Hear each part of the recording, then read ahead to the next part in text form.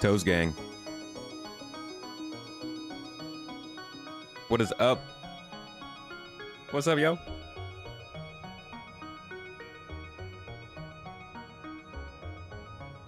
I got an itching in my toes this week. That sounds disgusting. Sick. No, really. I got an itching in my toes this week for some good news, some good talks. I would like to first of all apologize for that being my first line of the whole week. Just just ruined somebody's meal. I'm excited for this week because this feels like the first week that we've had. You're gonna have to deal with it same as I do. The sun is right there. There's nothing else I can do with it. This week's exciting.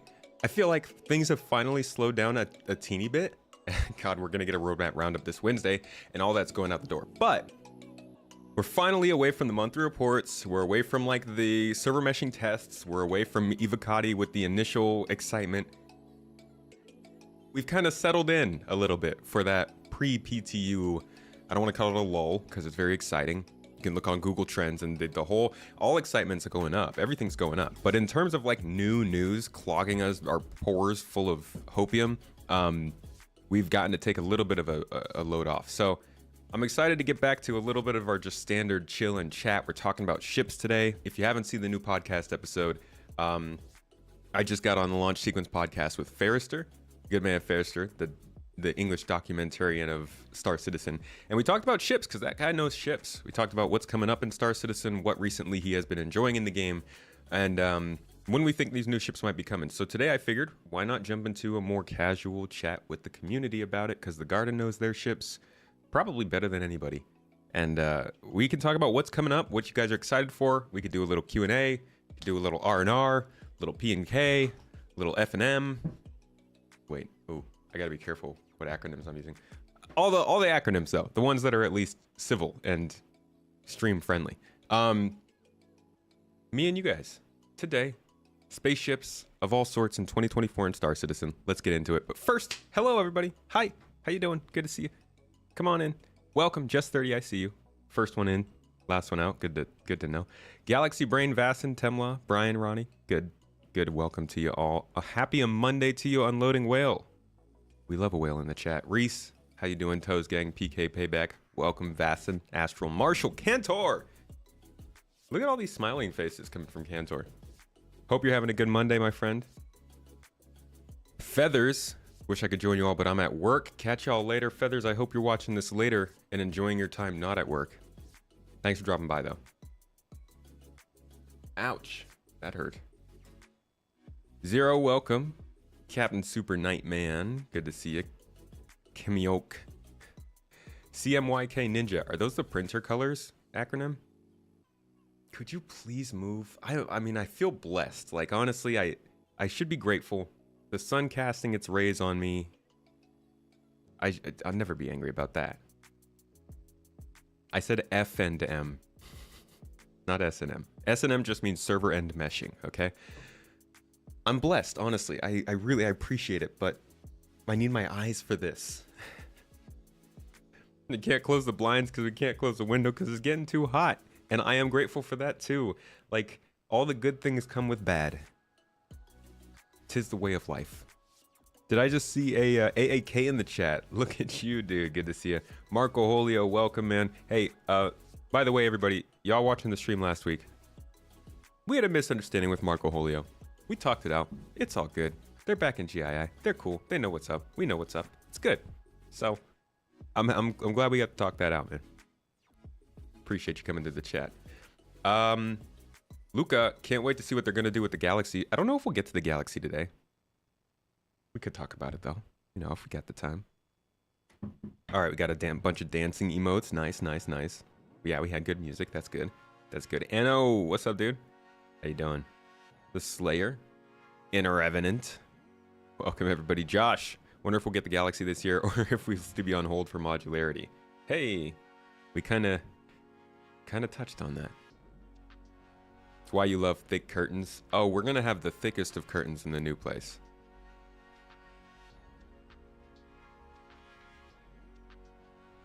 Basically everywhere else in the house we don't get any sun. This is like the one window where the sun actually comes through. A little PB&J, there you go. You do love watching the videos. Hey, T-Love, listen. Do we have a little moment for T-Love appreciation? You've been here. You've been around, and I appreciate you seeing your name in here. I'm pretty sure it's been years, and that's really awesome. Thank you for watching the video. Thanks for coming to the streams, chatting, being a part of the garden. We love you, love. All right, back to your regular broadcast. Sci-Fi to you.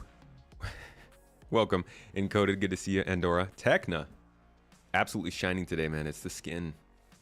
It's the skin.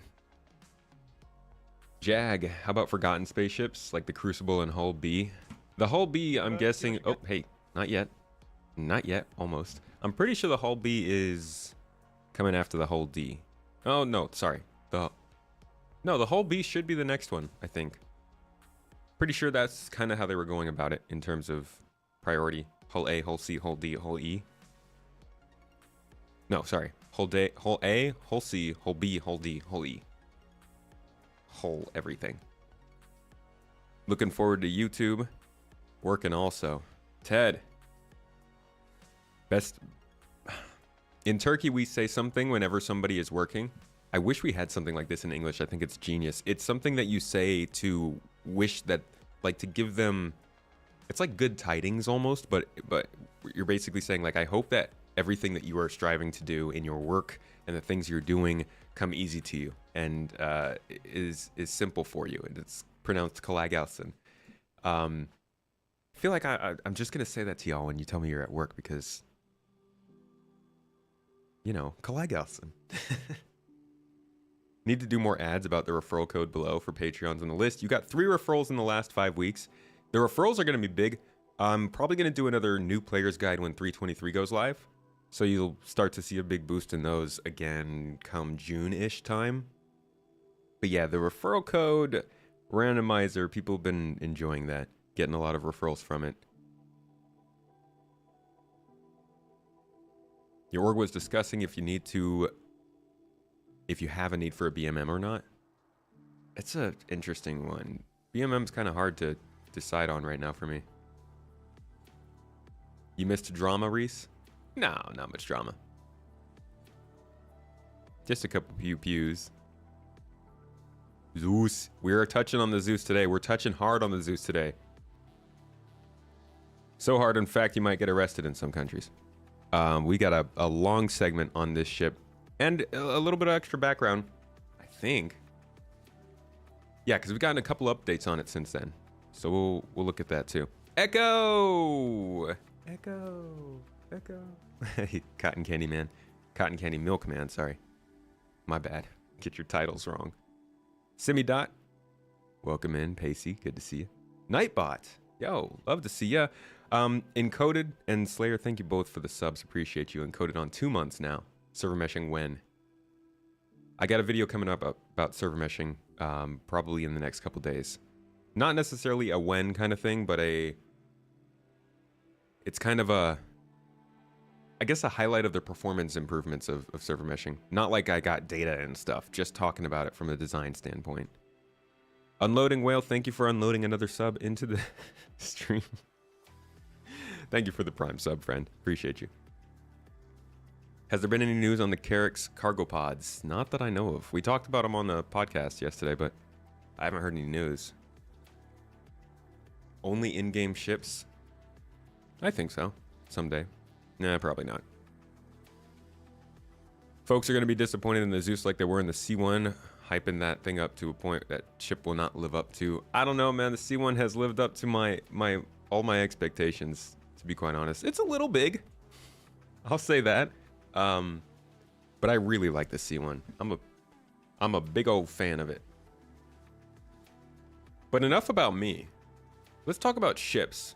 Why doesn't the throne command work? Why doesn't Stream Elements return the throne link whenever somebody uses that command? Frustration. Frustration abounds. Let's talk about ships, folks.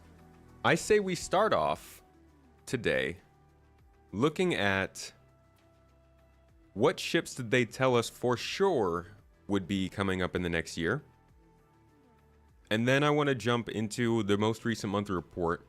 And we are actually going to start with our unknown ships. Instead of, usually I start with our known ships and then go to unknowns. We're going to start with the unknown ships that we see from the monthly report. Try to place them so that then we can get on to our known ships.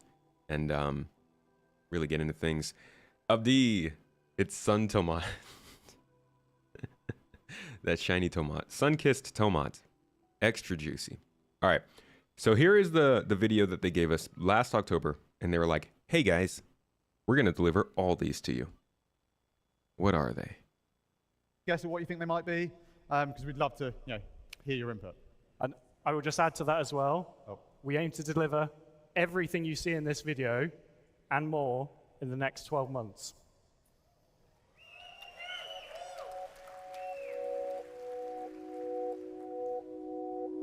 Okay, so straight up, I mean, this just starts off with something we already know about, right?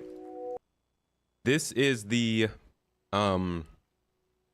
ship that they've been teasing over the last couple of weeks. A lot of different suspicions of what this was. I was really hoping this was a treaded bike from Tumbril, but it's looking like it's a hover bike of some sort from Mirai, likely known as the Pulse and the Raptor. There being two variants, this one being likely the civilian variant or whatever the Pulse is. This one likely being something that's looks a little more aggressive. But let's see. The trailer just dropped on YouTube? No. There's no way. That's not possible. Where? Hold on. What? What the? How does that happen? That is weird. Okay, let's watch this. Wow.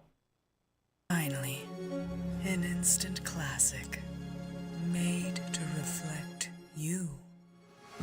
The heroes this galaxy needs. This better not be April Fools. Persistent, eternal, sanitary. God, this is April None Fools. Other exists. Ah, God. I hate you guys.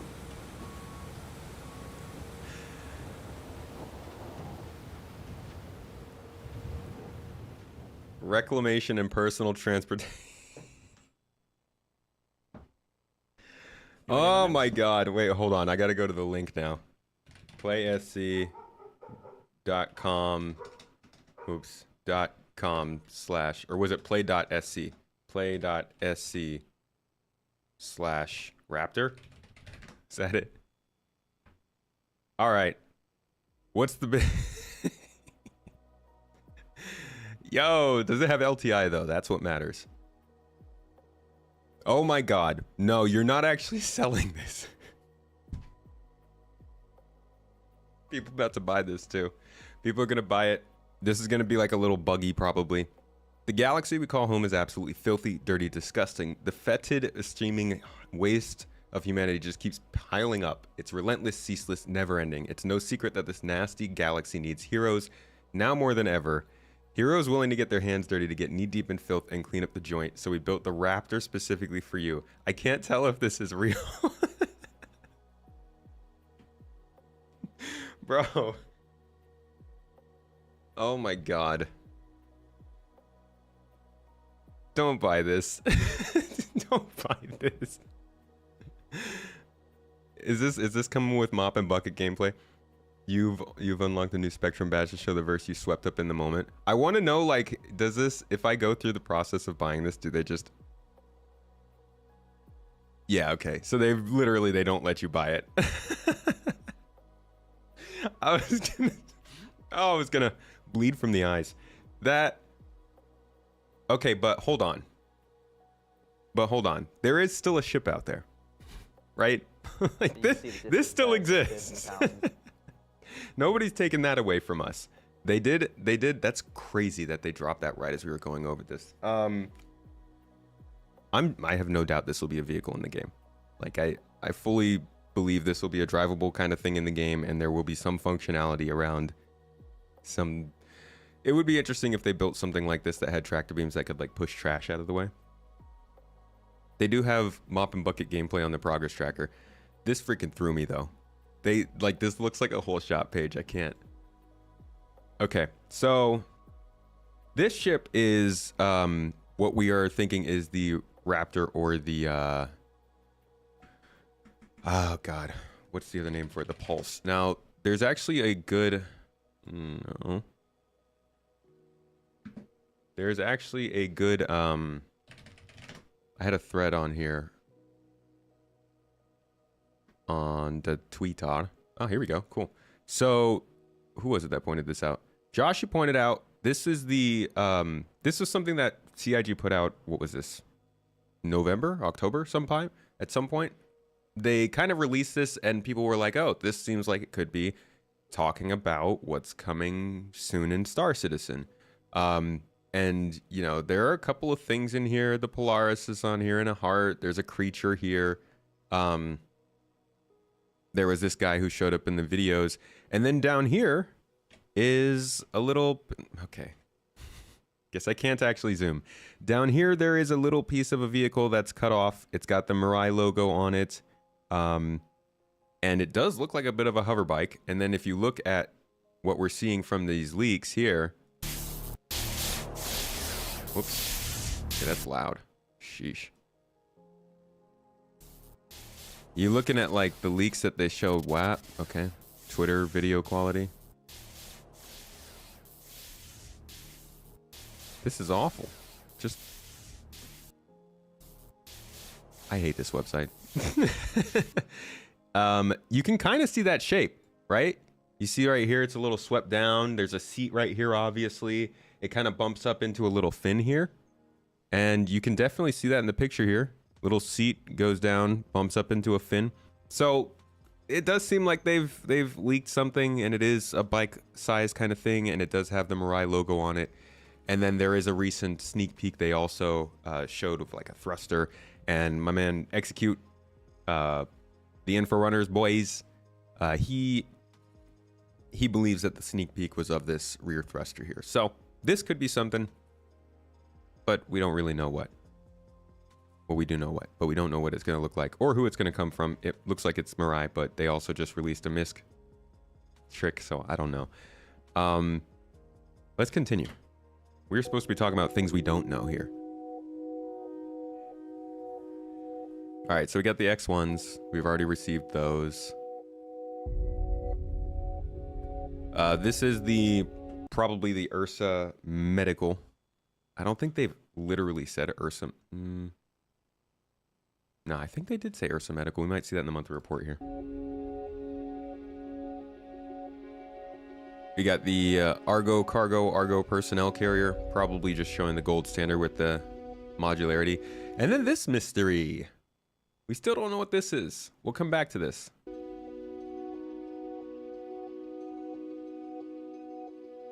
This one still has not been named.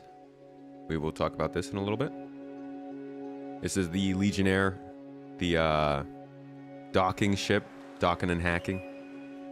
This is the Zeus. Looking good. Retaliator gold standard, probably coming with modularity. Possibly Invictus. And the Polaris, which everyone will lose their mind for. There it is. Lynx? I don't think that was a Lynx.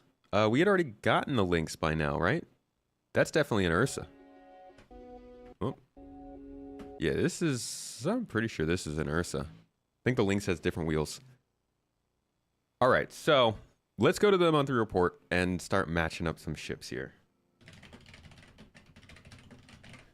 Yeah, the Legionnaire is a weirdo looking one. I like it. I also find it kind of strange. Ursa. Okay, so going to the art section of our most recent monthly report. We hear about the Polaris. We'll go over that. We got 2 upcoming variants progressing through the pipeline. One continued its LOD 0 pass, the other passing the LOD 0 gate review. The latter then moved on to the final damage and LOD passes while its UV2 and paints were completed and improved. You know, that's probably these. 2 variants very close to releasing, getting their LOD zeros done. We actually might be able to figure out where they were the month before. Monthly reports for, let's say, January. Don't lie, how many of you would have bought that thing if it was real? That little sweep boy. Okay, previously announced ship completed its LOD 0 phase. I don't think that's it. An unannounced ship progressed well. 2 variants continued development. 1 moved through gray box and began the LOD 0 phase, while the other completed LOD 0 and is awaiting its gate review. So those are probably the same variants. Moved through gray box and began LOD 0. Other completed LOD 0. Let's see. They both passed their LOD 0 gates. So they probably both got to the gate, waited, and then went through it February. I think these are our 2 hover bikes.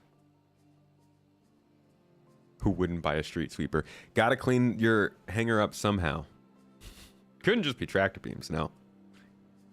You were ready, Tech.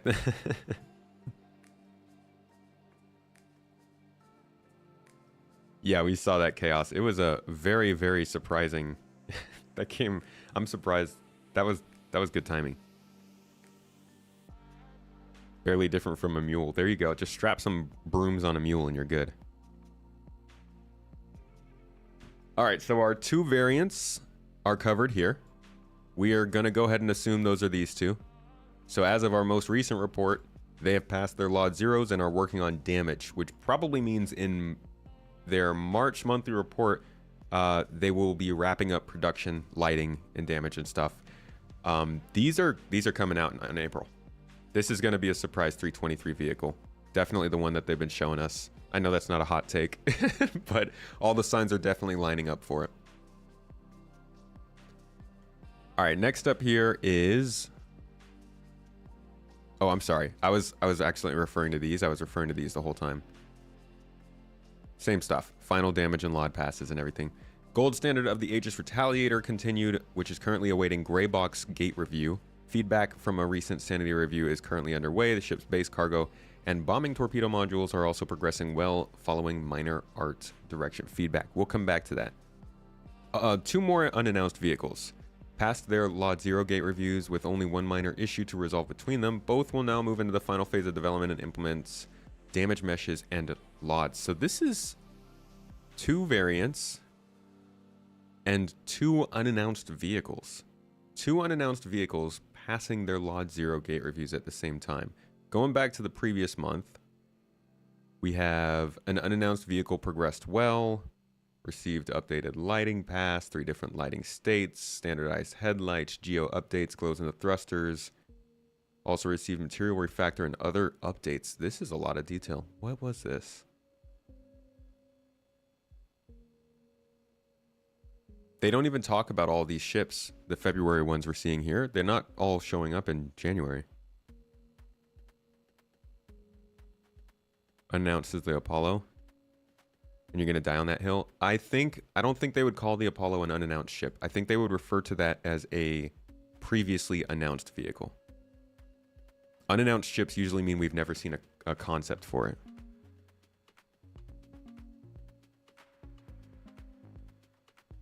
Galather, what up?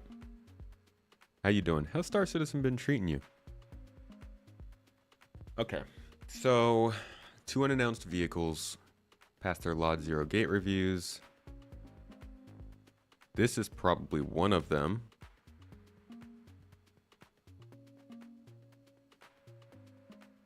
This wouldn't make sense because it looks like it's already passed its LOD 0 gate review. So one of them is unnamed in January. The other one is right here, I think. But what the heck could they be? Like what? I don't know what else they could be trying to sneak into 323. How many vehicles do they want to put out for a 323 patch? Come to think of it, maybe these 2 unannounced vehicles are Invictus Week ships. These could be a little bit larger, and even though they passed their LOD 0 reviews in February, they could still have some time. Zeus? Nah, I don't think it's the Zeus. Mystery hover bikes, I'm assuming are these up here. So these are 2 different vehicles from those. Now, we do have 2 mystery vehicles in this video. We've already seen 2 of them.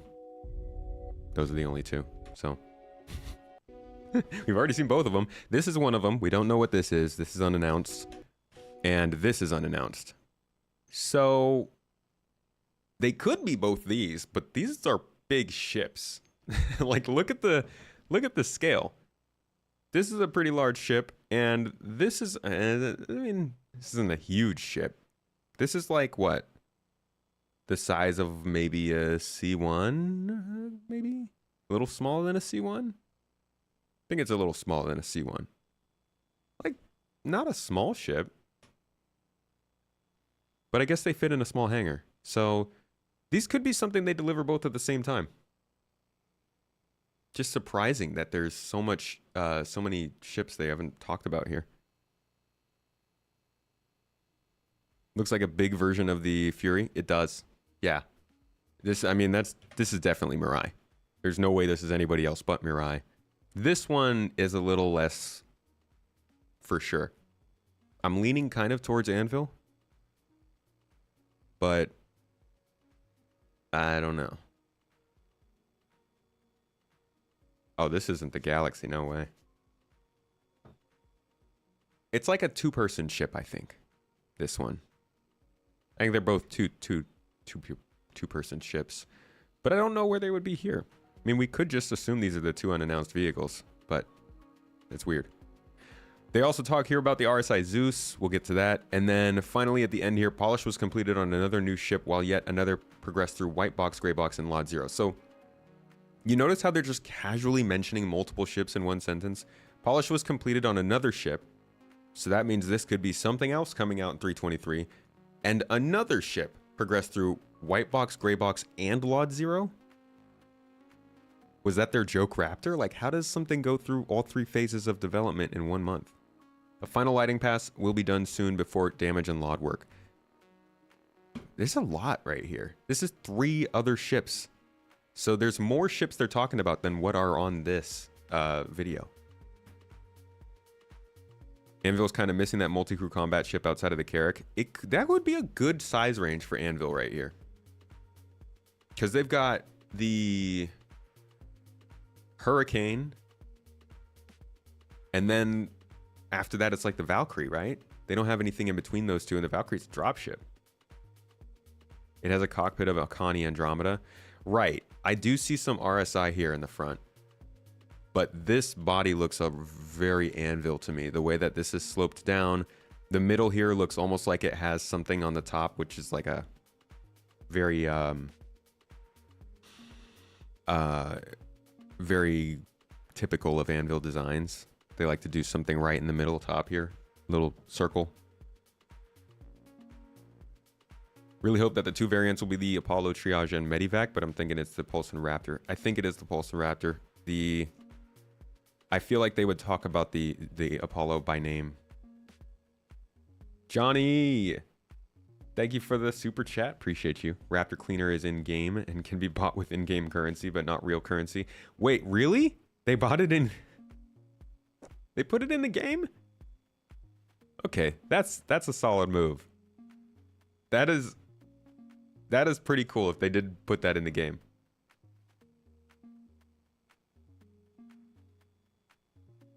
Too small for the Nautilus. Oh yeah, this is something unannounced.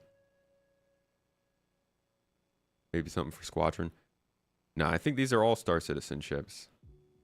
Mini Zeus? No, I don't think so.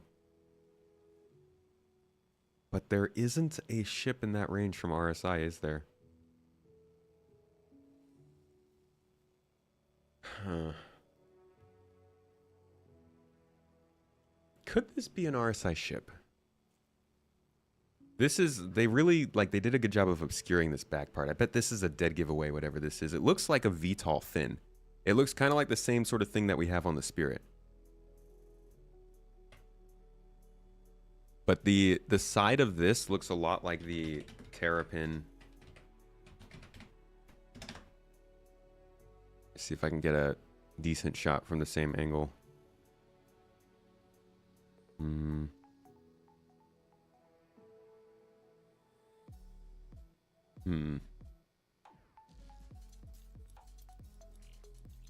Not seeing one that works. This kind of works. So if we look at here,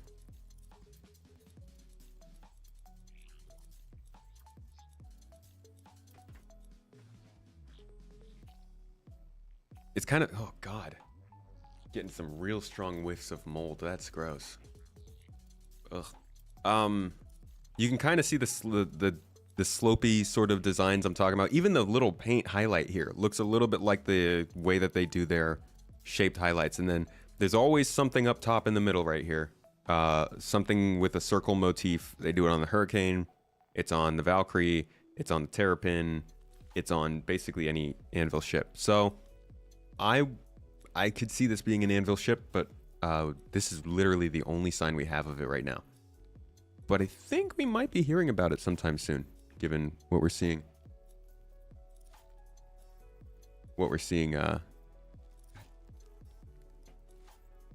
Given what we're seeing. Let me let you guys look through this video again and see all the videos, the vehicles, the ships, whatever that we're going over. And then we're going to start looking at the ships we actually know about. Yo, thank you for the memberships, Frenchie. Dropping 5 memberships on YouTube. Much love to you, man. Means a lot.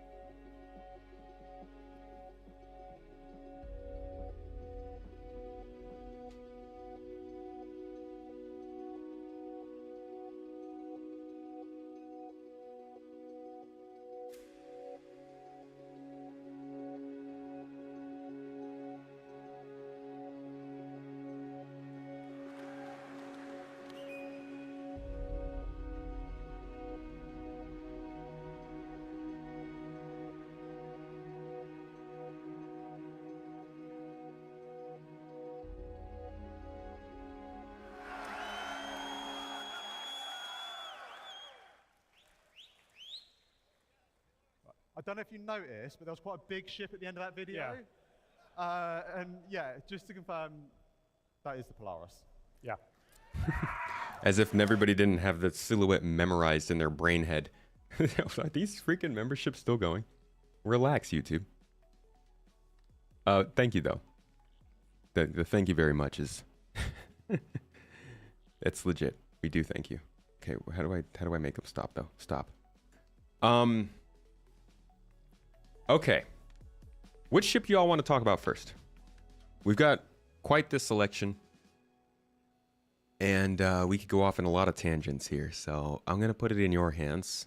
I will not be responsible for this.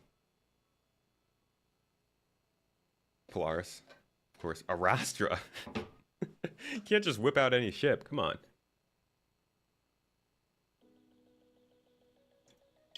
Yeah, AK. Brainhead. All right, I'm seeing a lot of Zeus. And that makes the most sense. Zeus makes the most sense in my opinion. I did see the Raptor video. It was pretty good. Weird ship that nobody knows anything about. Let's start there. The Gatack Railen. All right, I'm seeing plenty of Zeus. So how about we start with this ship? It's an easy start too because they've got it right here in the video. We're not going to go through all the lore. We're just going to go straight into what the ship is. We'll go over the basics and then we'll look at the updates that they have for us because we don't need to talk about everything. Let's listen in. Here it is. So, we are going to hand over to Elwin and Mark to go through this, and you can see there's 3 of them there. So we're going to do a bit of a deeper dive onto these 3 ships now. So, over to Mark and Elwin. Let's give them a welcome. Come on, let's go, let's go.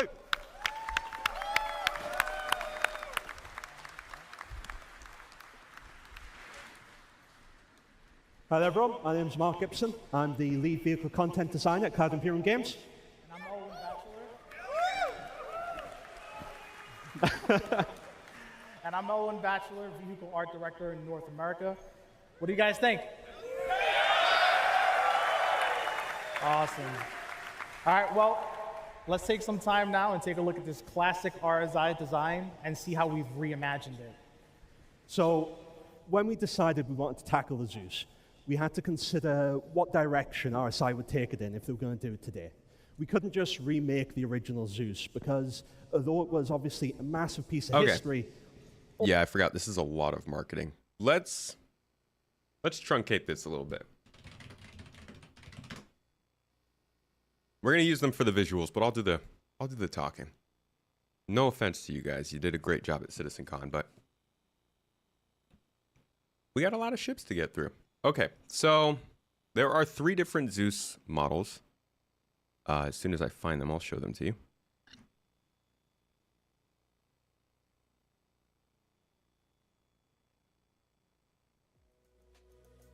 All right, 3 different Zeus models, right? You got the ES, you have the CL, or rather the MR, I guess, which is right here, and you have the CL.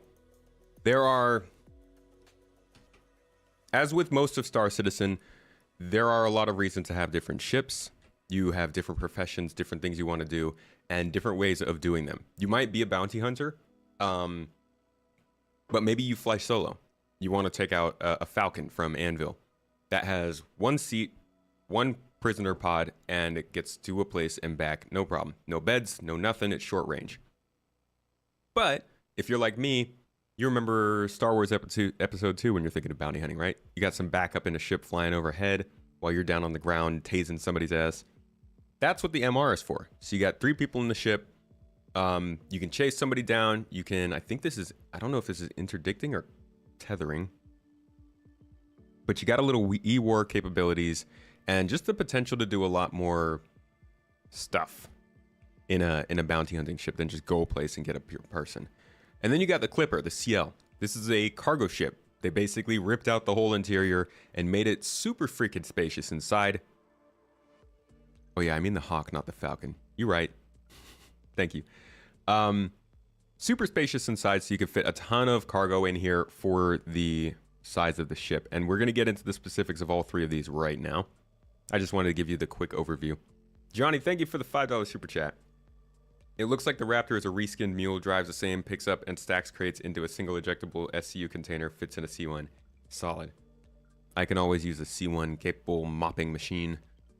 The ES I actually really like, and if you watched or listened to the podcast from yesterday, Ferrister was saying this is like the least likely one to stand out just because it does have a lot of overlap with less capable ships, but I really like this as like an exploration ship or a runabout for myself and a couple of friends. Let's go back to the video though and see what they say about these in more detail, because I'll try not to spend too much time on the marketing talk. More detail with them. First of all, we have the ES. The ES is the Essential. It's the long-range exploration version of the Zeus. It's designed to let you go out for a long time and explore the universe. Next up, we have the Mark. The Mark is the bounty hunter version. This is there for you so you can actually go out, find your targets, and bring them back. It's also been purposely outfitted so that you have all the tools that you need to disable, capture, and bring them home.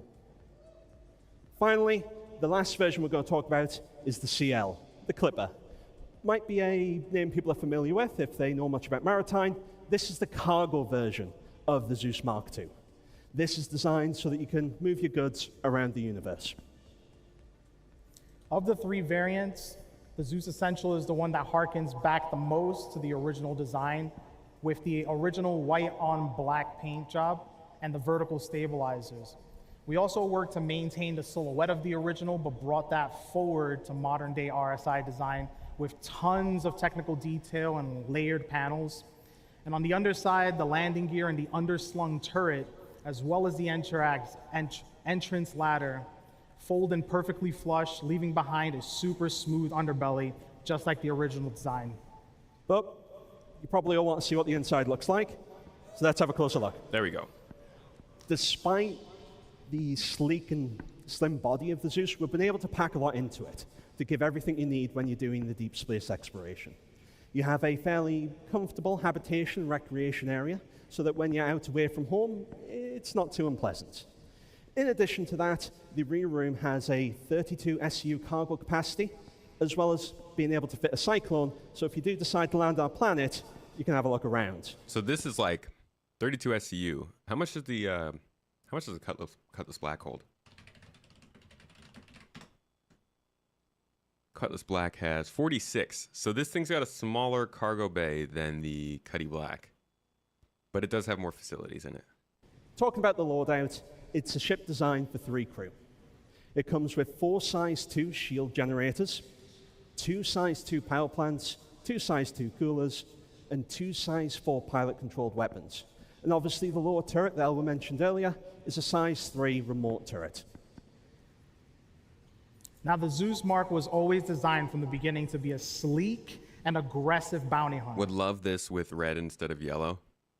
Oh boy, that'd be like my dark tomat carriage. As such, the black paint will help you stay hidden in the shadows until you're ready to strike. We've also redesigned the spine in order to embed an EMP. Those shadows of space. And a quantum dampener. Okay, so it is a quantum dampener. This thing isn't going to pull people out of quantum travel, but it is going to stop people from getting in, which is, I think, a pretty crucial detail. This is a ship that's meant for chasing, not necessarily meant for ambushing. Whereas you might be a bounty hunter who uses a mantis, and you could just pull people straight out of quantum travel using something like that.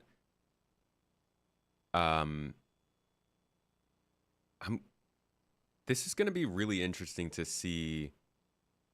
Bounty hunting as a profession needs to get a big overhaul, and they haven't been talking about the quantum economy or the simulation much, which was kind of the driving force behind it. Really interesting to see what they're going to do with this and if they're going to get bounty hunting updated before the ship comes out. Us on the art side to really crank up the level of detail on the exterior. We've also added a second remote turret on the top. Looking at the interior of the Mark, you see that the habitation's taken a little bit of a hit. It moved forward, but what we've been able to add in exchange for that is a massive armory. Let you take all the different weapons and equipment you might need while you're tracking your target along the verse. Looking into the rear, we actually have a dedicated area just for the actual bounty hunter pods, similar to what you'll see in the Cutlass Blue. So you can stack up the pods and take multiple people back with you. It has less SCU than the ES. It only has 16 SCU. And it does have a different loadout with the components, only having 3 size 2 shield generators. Like Elwin said, it does have a top-mounted forward-facing turret so that you can put the pressure on the target as you're chasing them. The EMP and QD drive are designed to stop the target escaping once you've caught up with them. That's pretty key detail. Now, because the Zeus... The floor doesn't open up. They've got a little landing ramp back here. And I do agree. They're just going to push them out if bounty hunting's not ready, but I am interested to know if they are trying to meet that deadline. They might not even release the ship if they don't need to. The ES, or sorry, not ES, the Spirit E1 is still not out. Zeus Clipper focuses on hauling cargo. We've decided to lean into the industrial aesthetic. We've covered the exterior with a warning strip paint job, and we've covered the exterior with more technical detail and armor plating. In addition to that, it comes with a remote tractor beam, which is mounted on the rear to the side of the ramp to make it easier to haul cargo in and out of the cargo hold. We've also added thrust capacity to the base of the wings. As you can see, That actually, so that sounds like they're specifically saying this one is going to have, man, it does look, hold on a second. They're saying that this one is going to specifically have VTOL over the other ones. The other ships don't have downward thrust. I just want to see this comparison one more time. Because, man, it does, it does.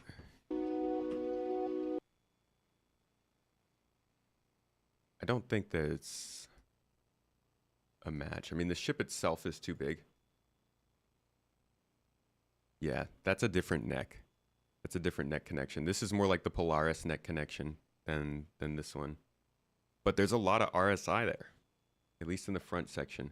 Ton of detail missing. Not sure if that's on purpose because this is just an unfinished model or what. And the fins, I think, look a little bit too vertical. Let's look at the actual Zeus here. See now, looking at the actual Zeus, you could see that like the fins sit a lot lower than that other picture looked. This one, the fins are like straight up. So it's not even aiming to look like the Zeus, but there are some similarities there for sure. And then also the front is definitely sharper on this. This is way too small to be the Zeus. But I did wonder if it had a lot in common with the Zeus, but I still think it's far enough away to maybe not be an RSI guarantee. Thrust capacity to the base of the wings. As you can see, there is an absolutely massive rear to it compared to the others. The habitation areas have been massively pushed so that you don't get much space, but we can get way more cargo in. It actually has 4 times the cargo capacity of the S, coming in at 128 SCUs of cargo. Now that's pretty wild. Because what else has 128 SCUs of cargo? Like, let's say, what does a Valkyrie have?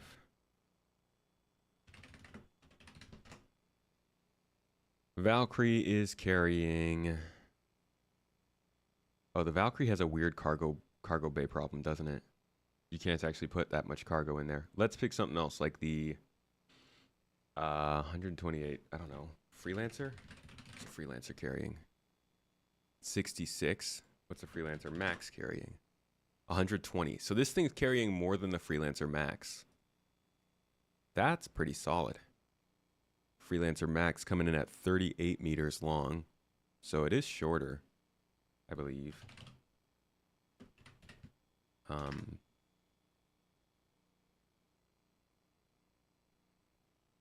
Yeah, it's coming in at 46. So it's like 8 meters longer, so you would expect more cargo in there, but it also has a lot more interior space to move around, I think, than the... Well, actually not that much more.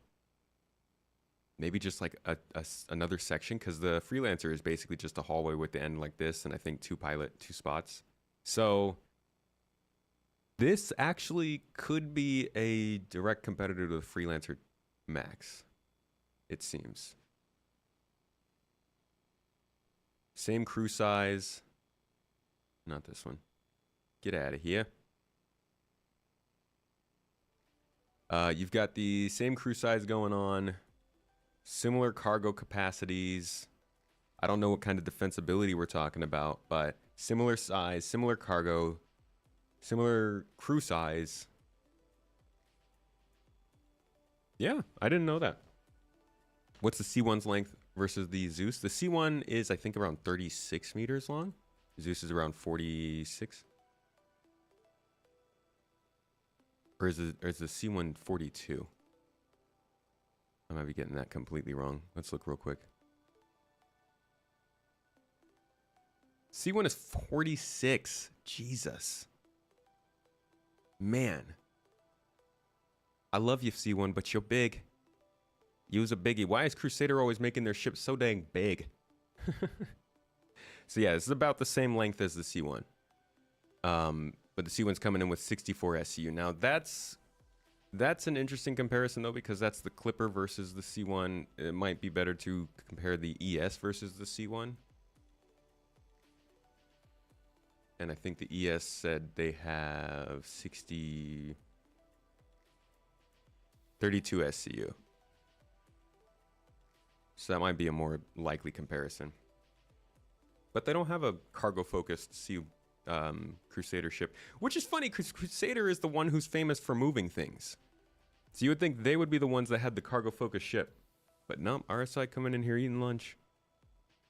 Eating that lunch. All right, let's finish this though.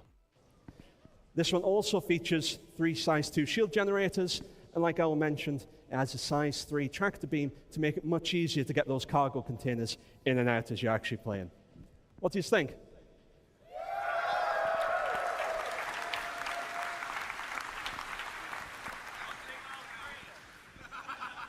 So, last year we introduced the Spirit, and anyone that may be playing on live, keep in mind, live the last couple of this is a bounty hunting ship. Oh, not this. This is the Mark II Space Tomato.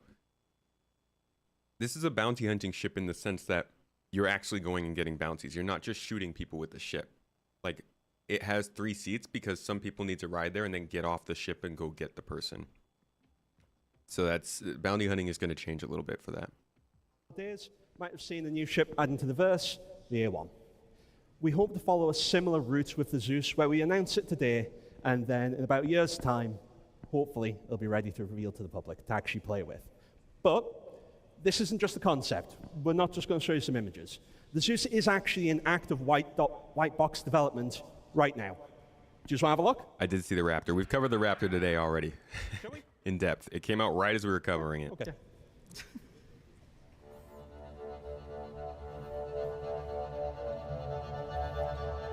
All right, so as you guys have seen with the Spirit and with the many ships we've released thus far, our ships can, when they're finished, look absolutely gorgeous. But before any of them get to that point, they have to go through a very specific development process, and this is the first stage in that process. We call this white box. At this point, we've taken the concept, ripped it to shreds, and then reassembled it and plugged it all back together within the editor so that we can get a real good look at what players are going to see when they finally get this game. At this stage, with the Zeus, we've already ripped out all the thrusters, we've ripped out the landing gear, the turret, the seats, the beds, all of the interior spaces, plugged those guys back in, and we have what you see here.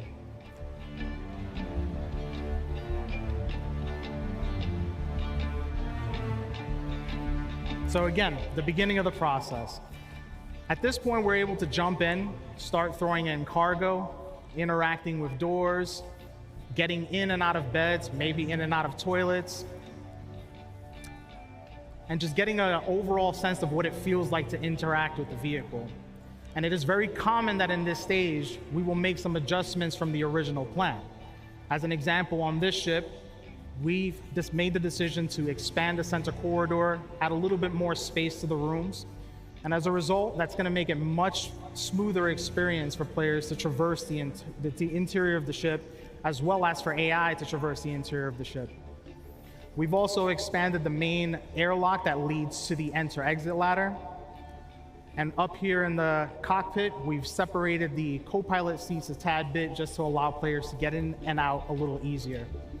So with white box, not the prettiest stage in the process, but it is essential that we nail this because it means we'll be able to deliver a beautiful ship that is also extremely fun to play.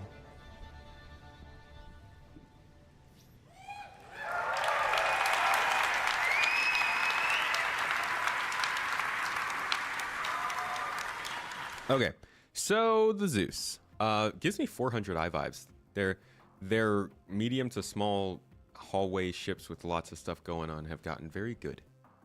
I like them. So that's the Zeus, little mid-size ship. A lot of people are excited for it.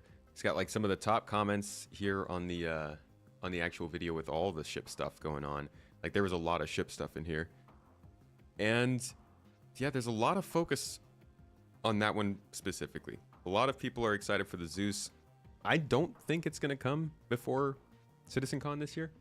No, that's a hope, but I do think that there's still plenty more work to do on it. Now, let me double check and see if they gave us any updates with that. They haven't been doing any, like... They haven't done any sprint reports this year, right?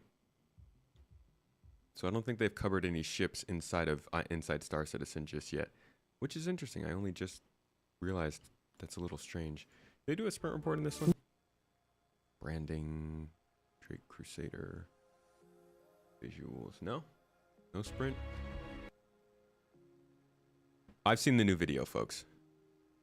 Well,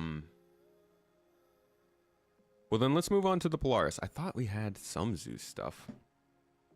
Let me double check my own folder.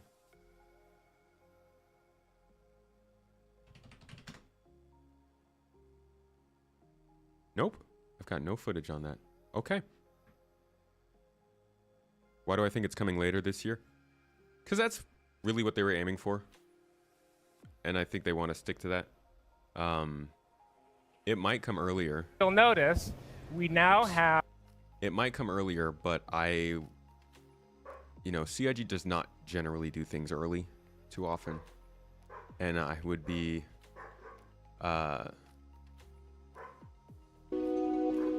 hold on. Listen to this.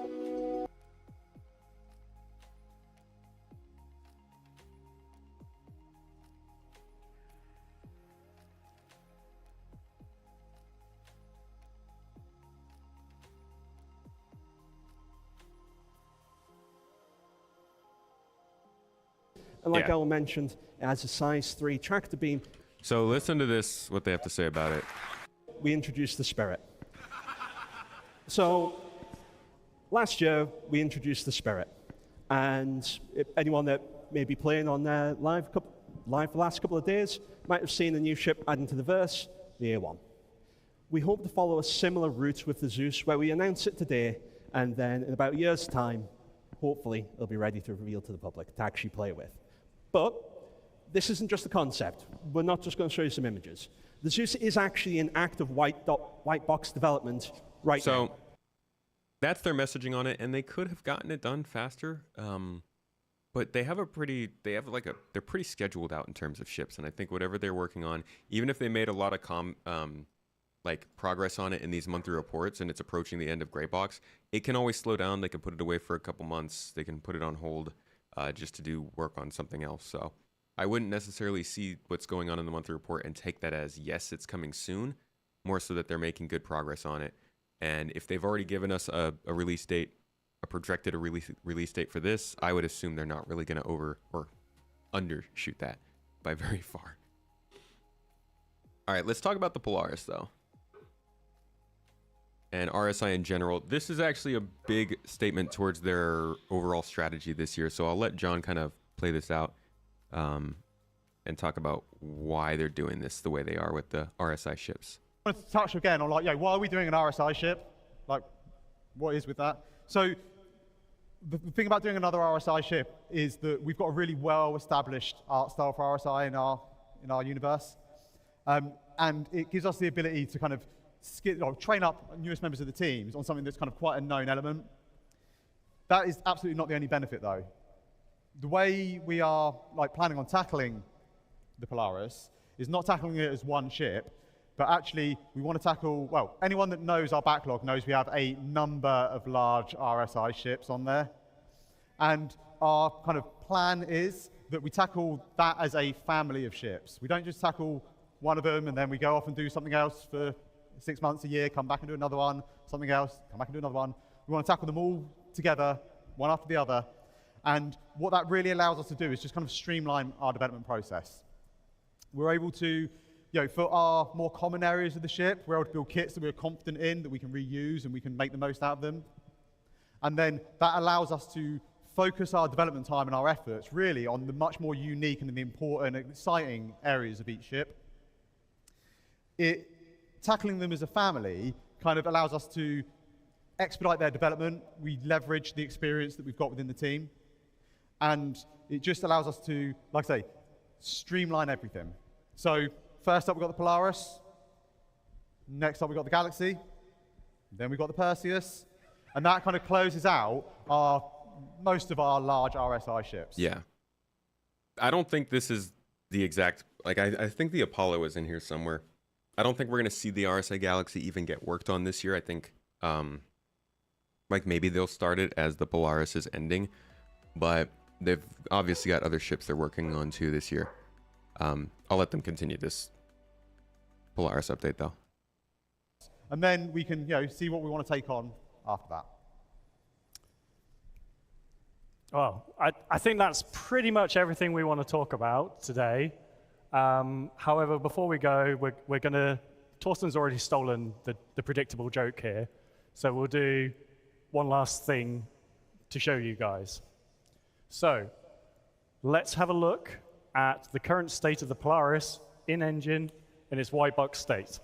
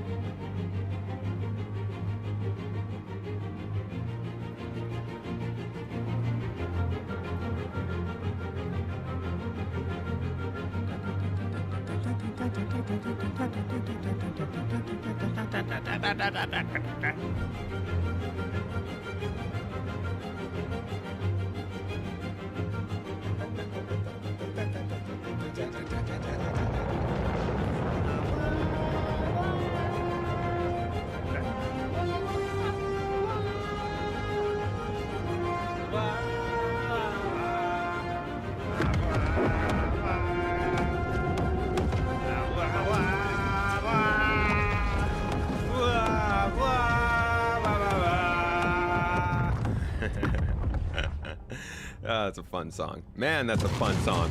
Like, obviously people are gonna go buy this ship after this, so this is a trailer. My freaking dog. Okay, so this is a trailer for the Polaris, basically. Let's take a look at this ship, though. This is like a ridiculous ship. There's a lot to this. So this is, dude, $750 freaking dollars. So you will never find me with one. 6 to 14 crew required. I would guess this is very flexible. You could probably run this with 1 or 2 people, not very well. You could probably run it extremely well with more than 14. Depends on how many turrets it has. How many turrets does it have? These are remote. So 1, this is 5, 6 turrets. Okay, so if you had like 2 engineers, a pilot, captain, and then 6 turreters, like 10 people. Yeah, maybe 10 to 14. I don't know, but this is a lot of crew. 216 SCU. You're gonna have to carry a lot of your own supplies, component replacements, stuff like that. It's got torpedo bays with 4 capital class ship killing torpedoes. These are size 10 torpedoes. They're freaking huge. In fact, let me show you a picture. They have some really crazy pictures of this ship showing the scale of these torpedoes. And you can see, like, this is a guy standing next to one of them. Look at how freaking long this thing is, dude. So yeah, it's a cool ship. Here's a shot of the bridge, at least the conceptual bridge that they had. You can see you have actually 5 people up here on the bridge, 2 up front, 2 more here, and then a captain all the way in the back. So this is a very big ship. They say it's self-sustainable, designed to be self-sustaining combat platform. The Polaris is capable of extended deployment without resupply, while still providing crew members with higher quality of life standards than most currently available fleet options, allowing for enhanced morale and combat effectiveness while on assignment. The Polaris is truly a first-class vessel that will add a much-needed dimension to the Empire's fleet. This is also a new ship. Interestingly enough, this ship does not exist during Squadron 42. That's how far past that timeline we've gotten at this point. This ship is actually a response to the battles that take place in Squadron 42. Or, no, I think a response to the Battle of Vega, if I'm not mistaken. So this ship is being built during the first Squadron 42 game, and we'll probably see it in the second one if they do have one. But it's a very impressive ship. It's a big boy, and a lot's going on with it. The most recent update is saying that the exterior progressed to LOD 0, which means it's its highest level of detail, and the interior is approaching gray box review. Some interior sections were worked up to establish a visual target, while others were designed to accommodate gameplay and improve alignment with the art direction. You still got work to do on this ship. It's not coming for Invictus, in my opinion. Yeah, it's going to be incredibly expensive to stock up. Those torpedoes are going to cost so much money. Like, the person who has to press the button to fire those torpedoes better be ready to pay up if they miss. Don't miss. I hope they're just leverage, because dang. I hope we only ever have to break that ship out just to intimidate somebody. Maybe blow somebody up. We could blow 1 or 2 people up. Looks like the entire front can eject from the main body and serve as a lifeboat if needed.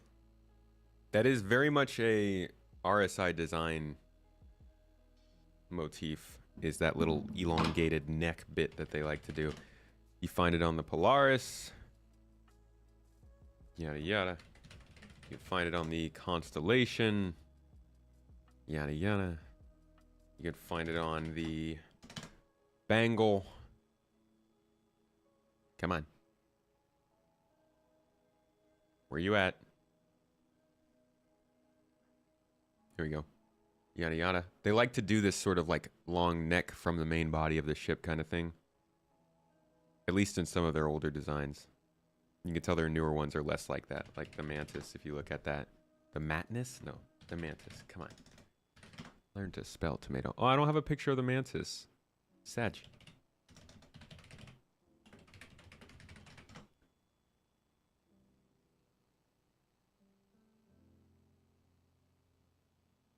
Yeah, obviously they are doing things a little bit differently with their newer ships. If you can see that little tiny thing there, there's no like disconnected sort of. This one weird looking bangle, it's missing the bridge. Shh, don't pay attention. Love of capital ships are really only taken to be taken out by other capital ships. Hey man, what's the point of my Retaliator if I can't take out a Cappy? So happy to finally see Apollo Medivac. How about we talk about that next, yeah? God, I love this song. Hold on, do I have this like favorited? This is one of the god dang smoothest songs. Okay. We got some Apollo news. Let's go back to the most recent Apollo news we know of.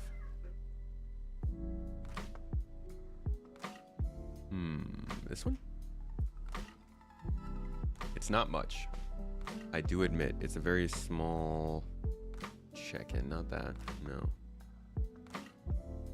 Only got two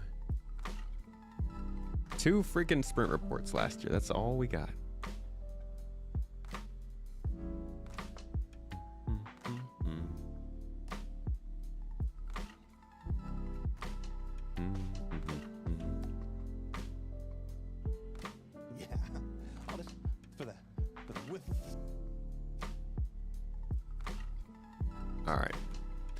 So, the RSI Apollo is a medical ship.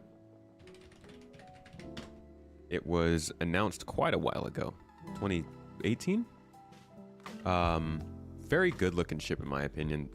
One of the better looking ships of its class. I think it's about 40 meters long, 43 meters long. Comes in two variants, the Triage and the regular Medivac. The interior is split up into a hallway with some medical bays around it, as well as a kind of a components room area, and then obviously the main front of the ship where you're flying and doing things from. This is the main segment though, is these patient rooms. And what you can do is you can have 3 tier 3 beds, 2 tier 2 beds, or 1 tier 1 bed. So this could technically be the smallest spawn point in the game. This could be a very, very useful ship. It also uses drones. So here's kind of a view of the ship.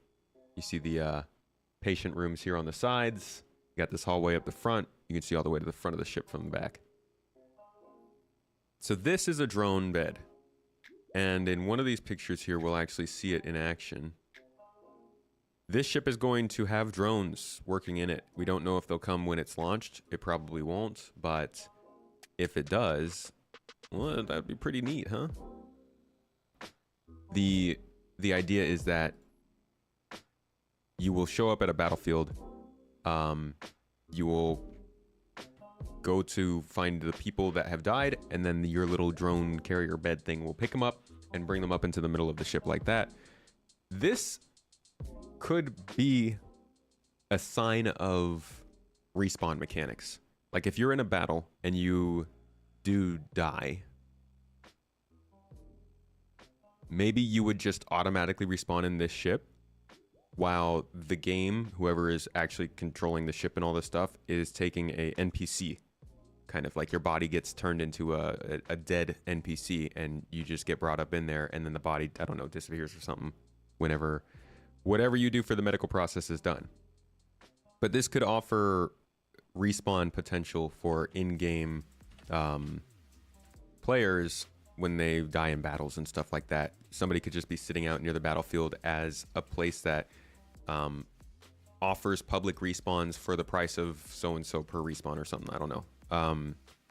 It would be really cool to see, and I think that's kind of the idea for it. But there's a lot that has to go into the design of this ship and how it fits into the medical gameplay that we don't yet know about. And I'm thinking that's part of what they're working on right now, because as far as we know, they're not super forward facing about the progress on this ship. They've not given us too many updates. It's not even showing up on the monthly reports. I'm going to show you the last update we've had on it so far is here.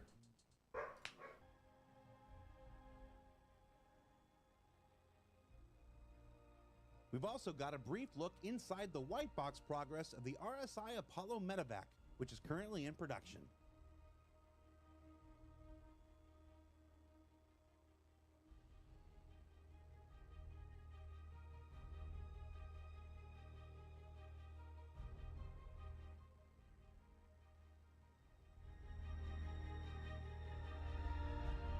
Sorry, that was a little quiet. Wait, tell us more. Do it again. Sorry. Back, which is currently in production. Well, that's it. It's currently in production.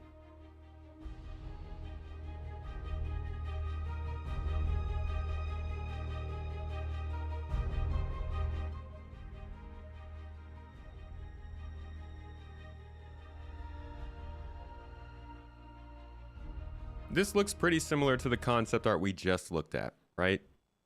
Like that picture was basically what we're seeing here. That.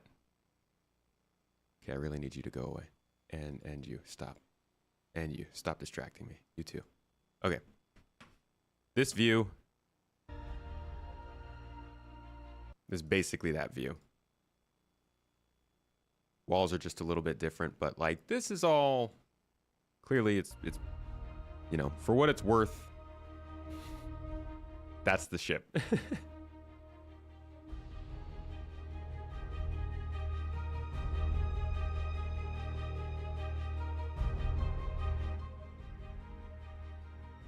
I feel like he was talking at these parts and they lowered the volume.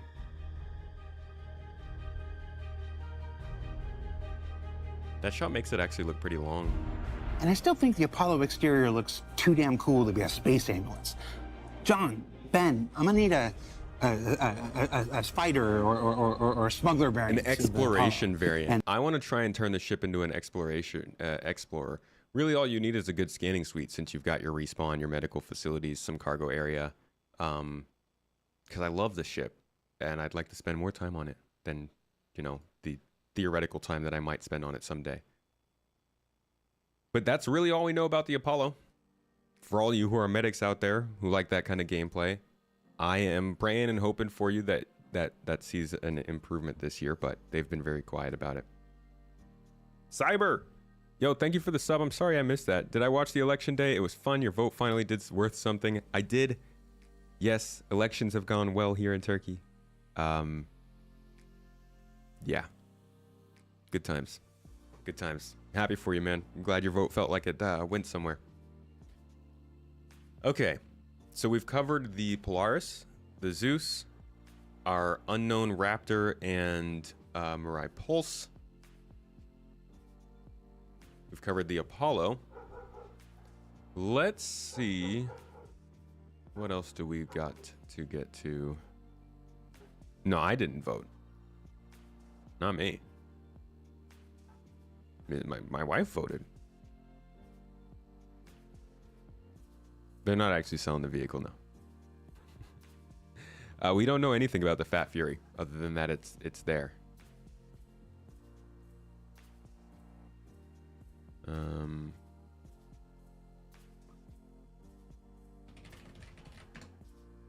Oops. Maybe you could just not do that.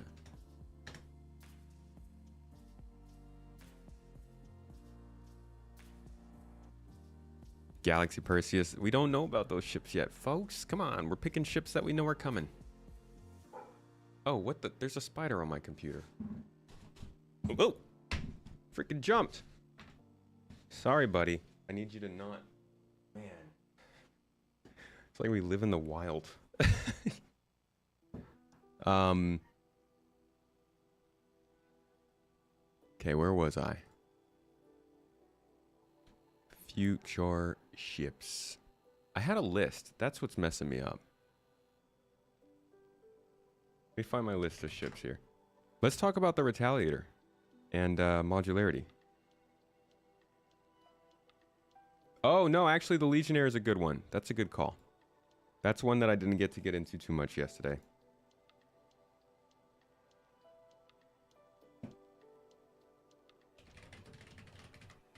Oh, yeah, no point in talking about the Endeavor.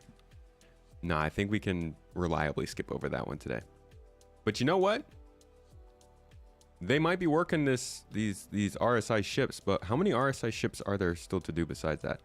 The Apollos, yes. The Perseus, the Galaxy, the Arastra, and the Pegasus. Oh, no, not the Pegasus. That's... no. Polaris, Perseus, Arastra, and Galaxy. 4 pretty big ships that I think they should have released in the next couple of years, honestly. The Orion, I think, is still further out. I don't know if they're going to get the Orion's gameplay in for... That's years away, in my opinion. But they've got a lot of work to do on RSI ships. There's a lot of RSI ships, and, you know, people are waiting. Okay, so the Legionnaire is a boarding craft. Not the usual kind of gameplay in Star Citizen, but it is something we enjoy. The 890 jump boarding mission is a pretty popular one. I think it's a good one if you want to do FPS gameplay. Offers you some ship combat, 0G FPS. It's good times. This ship, though, aims to complicate that a little bit more. And the way this thing works is, in the game, when you want to dock with a space station or another ship, you basically have to hail them, and then they have to give you approval to dock, and then their ship will accept yours. You guys will connect. What this ship does is allow somebody to sit in the cockpit and basically hack into the ship so that first process of that first handshake that has to happen doesn't have to happen. It forces the other ship to automatically accept your docking request. So all you really have to focus on is disabling that other ship. That's the hacking part of this ship. The boarding part is this little umbilical that comes from the front of the ship and connects to that docking port. And it basically can allow for the entire platoon of people to board onto the ship through a docking port.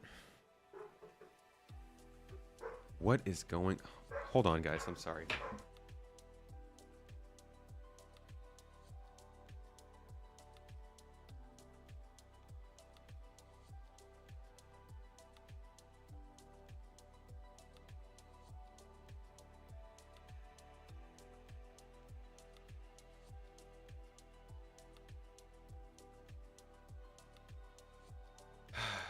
Sorry about that, guys. All it takes is one pretty dog to walk around our neighborhood, and every other dog loses their mind. Okay, where were we? So, this ship connects through its own little connector thing for the boarding, and the whole idea behind this is that, like, it's military gameplay. The problem is, how often is this going to be a thing? I think for PvE encounters, this could be a good mechanic, but in terms of PvP, we're gonna really have to see how capital ship gameplay works out. How often are we disabling capital ships to board them versus just kind of ripping them apart and killing the folks inside? It's a cool ship, but they're gonna have to, you know, they're definitely gonna have to prove it. I think we've got an ISC video where they talk a little bit about it, though. Probably sell it better than I do. It'll be able to do VIP transport, high value cargo, torpedoes, and drop ship right now. Torpedoes. It is possible to dock to ships, but there's only one that includes that, the Constellation. The feature is pretty much broken, the docking feature. So I don't know what their idea behind that is.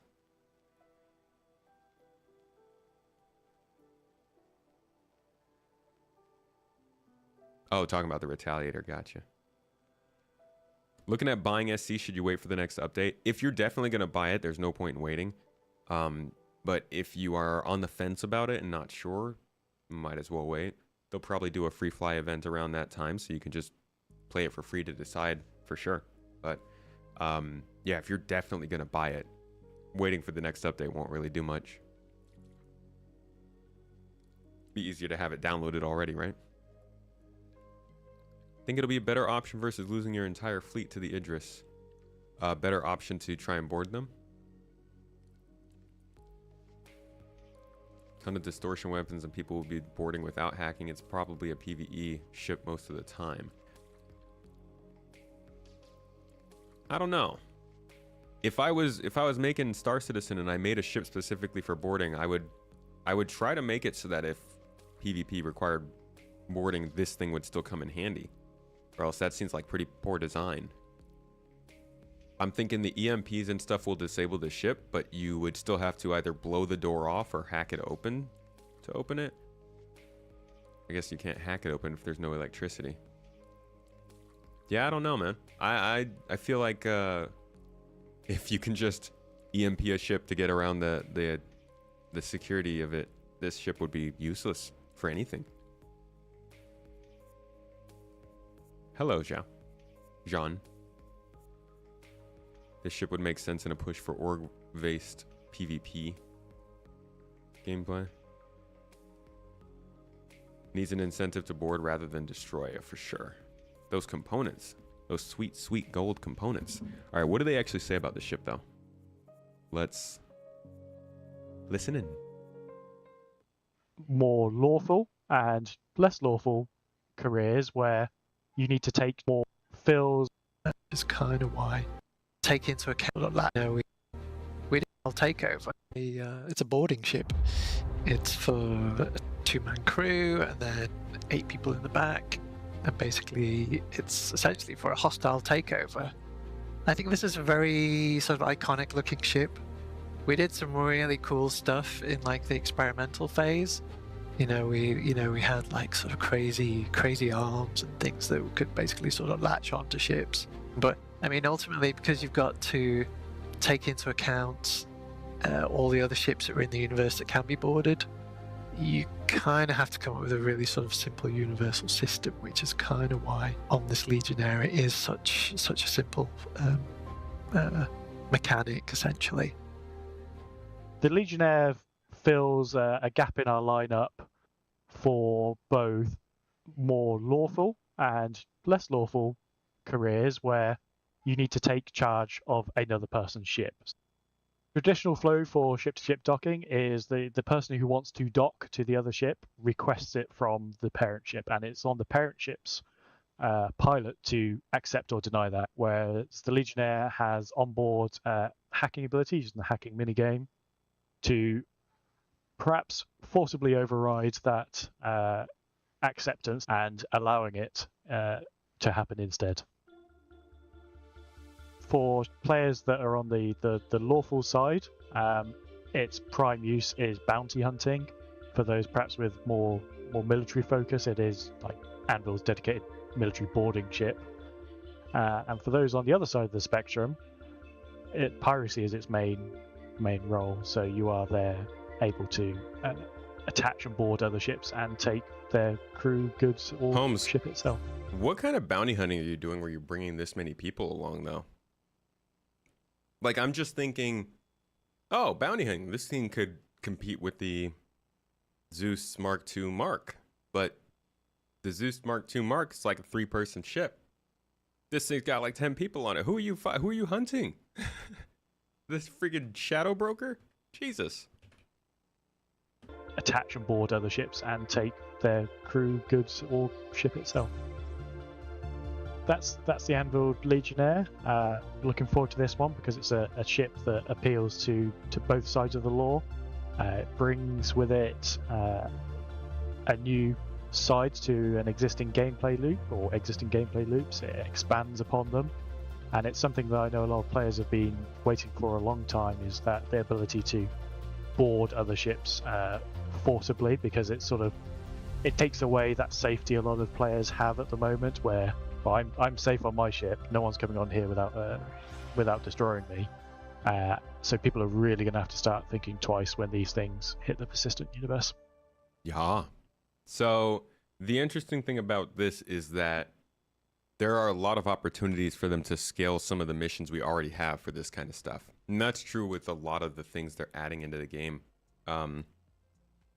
Like they could just completely redo the 890 boarding jump mission to favor ships like this. So I'm excited to see what they do with it. There really hasn't been too much on this ship since it was introduced. Yeah, I don't think there's anything else on this. And that's really mostly, that's what we know for the Legionnaire so far. Will there be ability to take someone's ship for yourself? Yes, you already can. Once the security systems work a little bit better, I think that'll be more feasible. But yeah, you can take other people's ships. Can't wait for an Anvil Capital ship with these aesthetics. It's a cool ship. It looks kind of like a cross between the dropship from Alien and the dropship from Halo to me.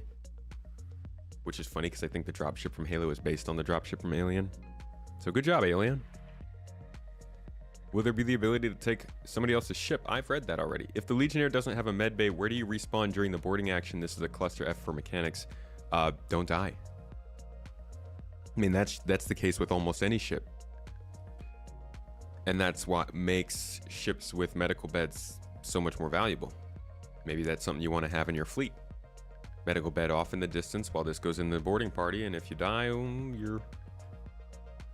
I mean, you don't want to die. Like, that's part of the thing with this game is people aren't supposed to die that much. That's why I feel like the people who want the really low time to kill are considering just the combat and not the rest of the game after the combat.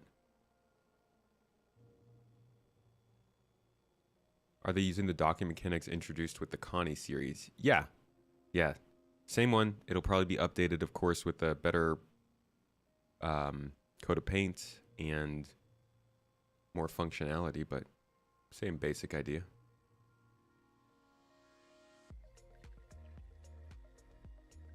That's why you have the Medivac. Will be so much heavily used by hunters and merc crews. Have that lurking in the distance, yeah. If you respawn on it, the defenders can't win. Right. Yeah, imagine like flying a C8R onto an Idris and then just having all of your friends kill themselves on a nearby planet and they just respawn in the C8R and flood out to attack. Just take whatever armor and guns you can find. Gotta disperse the game loops, and we have to remember that there will be hard player deaths in the full release of the game. Right.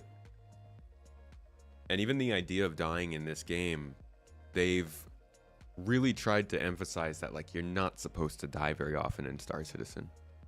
That, of course, can be a little bit weird for people who want to get more into combat. But, like, Arena Commander is going to be there for a lot of killing, and a lot of PvE combat will be in there for a lot of killing. But when it comes to PvP and starting to get into that opportunity of killing other players more, I think mainly you're going to be injuring and downing them. Same way with spaceships. Mainly you're going to be disabling them and, you know, taking out components and stuff. But you're not going to be murdering people too often by the time this game is a full-on thing. I hope they add a lot of emphasis to murder, in fact. Just to make sure that it's weighed correctly. What does hard death mean? The idea is you're supposed to have a bunch of deaths for your character, and at some point, you know, after half a dozen deaths, however many, your character fully hard deaths, and you just lose that character, and you basically have to start as their kin, you know, their benefactor, their kid, whoever it might be. You're not going to lose your money. You're not going to lose all your ships. You're not going to lose your properties. You're going to lose some reputation. You're probably going to lose a little bit of money for the insurance costs and stuff, and you'll lose that character. It's meant to kind of emphasize the seriousness of your character and death overall without fully ruining you whenever you die. Good morning, my folks. Think death of a spaceman will be a disaster or a nothing mechanic. Can't see anything in between really being a result. I think it could land in between. I think it could be a good mechanic that has some problems. The end of the line, the absolute full stop of the heart, no coming back in that same character. Yeah.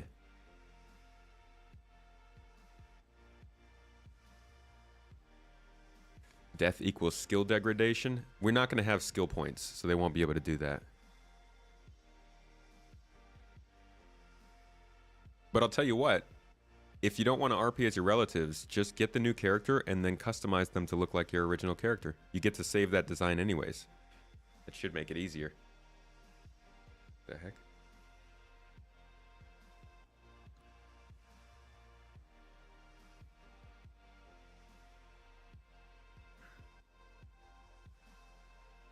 Oh, it's not going to stall people with alts. I mean, everybody should have an alt. Like, if you have a reputation in this game where you can't do things because... Yeah, the idea of not having an alt in this game is crazy, in my opinion. And I think that's completely fine if you have an alt that does bad things and a regular account that does good things. It's where that reputation follows your character, not necessarily you.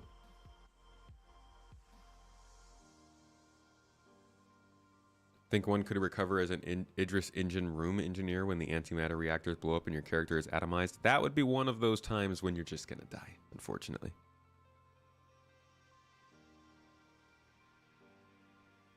DOAS really only makes sense in an RP context unless it affects progression and skill in some way. It does. It affects your reputation, which is the main form of progression in Star Citizen. That makes it a nothing mechanic. Of course, I'll copy paste your dude. That's your dude. It doesn't make it a nothing mechanic. You lose reputation. Aren't we supposed to have soft skills and long-term effects that can result in prosthetics and scars? Yeah, so you can get cybernetics. They've talked about that to quite the extent. We've got some of the... Oh, that's just a picture.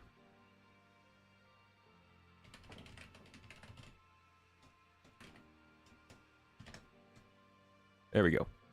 So they've introduced a couple of the cybernetics that we'll be able to use if you have, if you die enough times, you get like kind of permanent injuries that your character will come back with.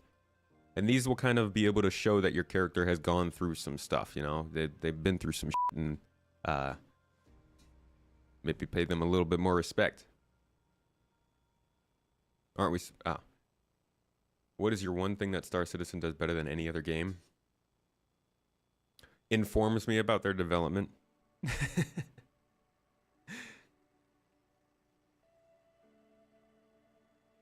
Yeah, the skills were supposed to be some level of kind of soft skills to some extent with some things. I don't know what they want to do with that.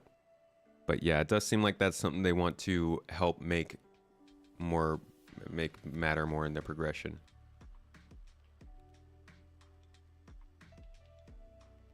Hey, Chala. Yeah, we talked about the Raptor at the very beginning. Good times. Not just alts for reputation, but alts stationed around the verse. Yeah, that's another part of it. It's like, this game is freaking massive. Nobody's gonna want to... I'm all for the realism and the joy of Star Citizen being the real scale stuff that it is, but like, get the f*** out of here, okay? This map is huge, all right? I'm not trying to travel 3 hours just to go to an event. Now, I don't think you should have alts in the same system or anything like that. But the idea that I might have an event going on over here in Callus and my character's over here in Centauri, at the very least, I need a way to have my character get an NPC transport all the way to this system.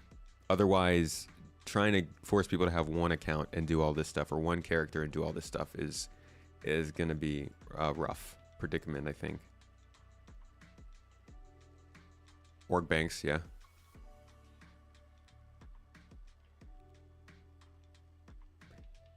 Cybernetics will be a way to extend your life. You can also buy additional lives, it sounds like. I'm betting that there will be some kind of science research you can do to help advance your lives. It's not just about the fact that you're dying and losing lives. It's also about the possibility that like there could be crafting mechanics. There could be rewards that you can get from far off space wizards. There could be science research that you can do at a base that allows you to extend the life of characters. That's not just, it's not just a crafting mechanic. It's not just a death mechanic. It's combining two different things to add gameplay for multiple people. And that's the same kind of thing when you look at stuff like, I mean, I guess the whole death system as a whole. Like, extended time to kill isn't just about the people who are getting shot. It's about the medics who should get the chance to be able to heal those people before they die. What's up, Sickmanico?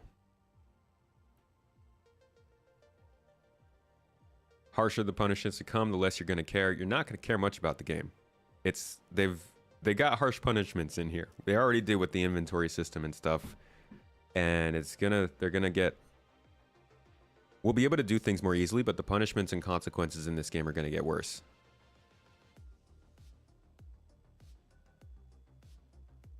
You have a feeling that the death thing will be walked back and just be simplified to reputation and cost for casual players?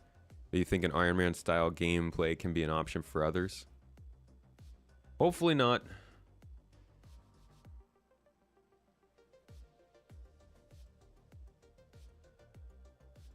Here's your pitch. You can pay to commute to another system or station that lets you spawn in with your friends and feeds into the commercial travel loop. Yeah, I agree with you there.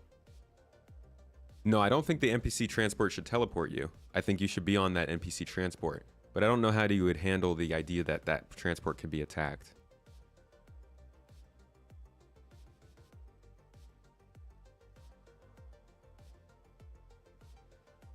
Death of a Spaceman was back when there was a more hardcore vision of Star Citizen. They've expanded a lot into economy and lifestyle at this point. I think that was like they still wanted it to be.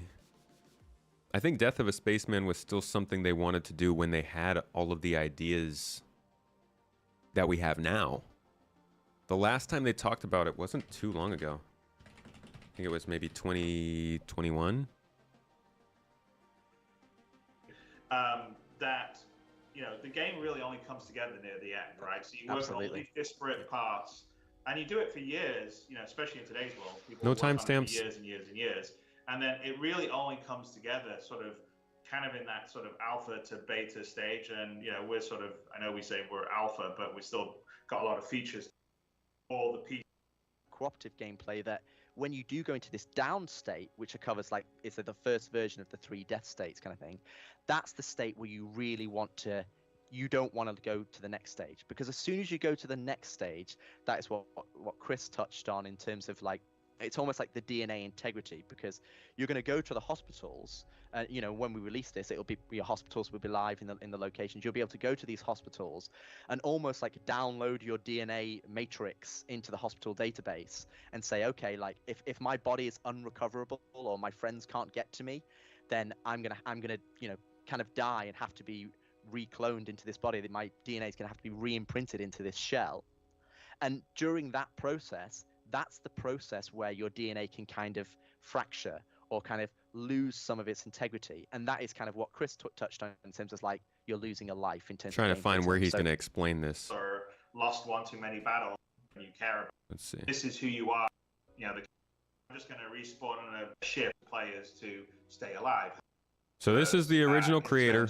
This is the CEO. He gets to say a lot of basically everything of what happens in this game. And here he is in 2020 explaining the death mechanics.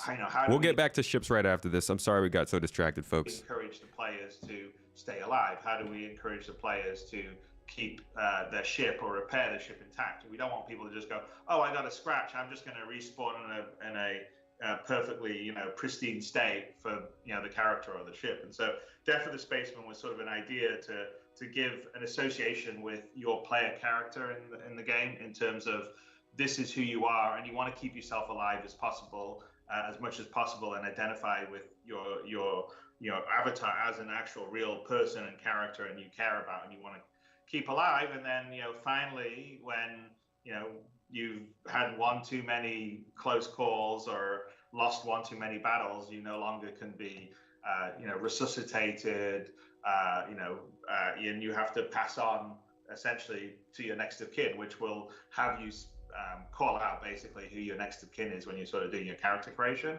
And that idea is whether it's passing it down to your son or your daughter or a relative or a friend or whatever it would be, you call that out, and when that does, your possessions and reputation kind of pass down, but not all of them, right? So there's always like there's inheritance tax, and there's the sins of the father aren't fully invested on the son, but there's a little bit of that.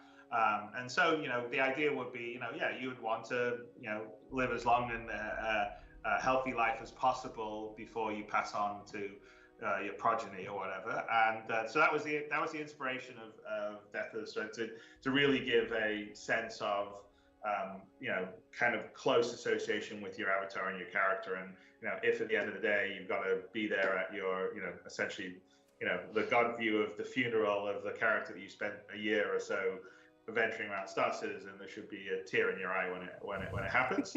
And so that was the goal. And so it was really a mechanic of how can we do that inside the game, inside our science fiction setting, which was, coming up with this concept of, in the future, with all the medical science we have, in states that you may consider you would be dead now, you would not be able to be brought back to life or repaired. Potentially we could do that in the future, but maybe we could only do it so many times. And so, in some ways, it's a little like the old school of you've got so many lives, right? And once your lives are done, the game's over. And the concept was that the maybe the more the worse the death, you're in some big fireball.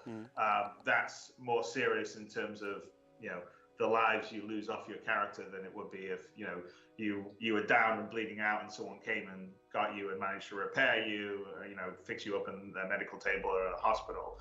And the idea would be, you would want to, not run out of lives, and potentially there could be things you could do over time, go get some gene therapy or whatever that maybe add a life back to you or whatever. But, I'm talking lives in a gamer sense here, but in general, we're trying to put it inside the fiction of the world. But the idea is to have real persistence to your avatar and, wear and tear. It's also one of the reasons why we've got things like wear in the game. It's essentially one of the things that we have for equipment, we're gonna have for characters. You're gonna get older, things are gonna get old, and all of that. We have parts of that in the game, but it's not fully working. But that's all systems that are on the plan, or we need to turn on properly, because that's part of the problem with what we're doing right now. Is we're building this incredibly complicated, interconnected sort of simulation system, and not all the pieces are there quite yet. So even though we built some of the pieces and we can functionally do stuff with them, because the other pieces aren't there, the whole system doesn't work yet. And that is actually one of the challenges of building. Hold on. I feel like there was a Alpha. Maybe it's not in here.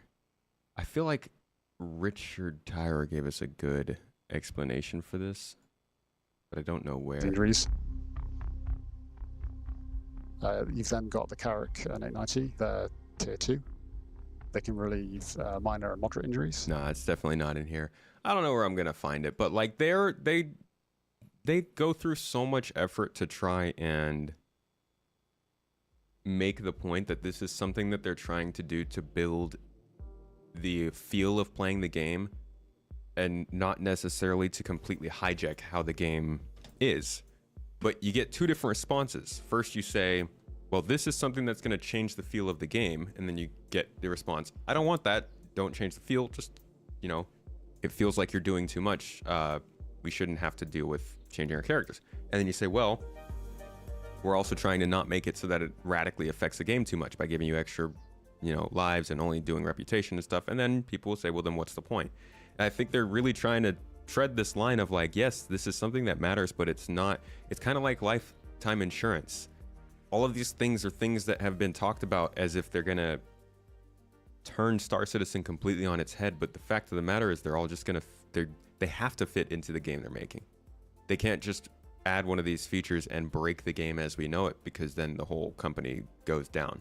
Like they kind of have to keep the lights on. So in terms of what they've said this feature is going to be like, I don't think they have I think their biggest problem is just making sure people realize that it's not as big a deal as it might seem. But also sticking to that, what they wanted to do.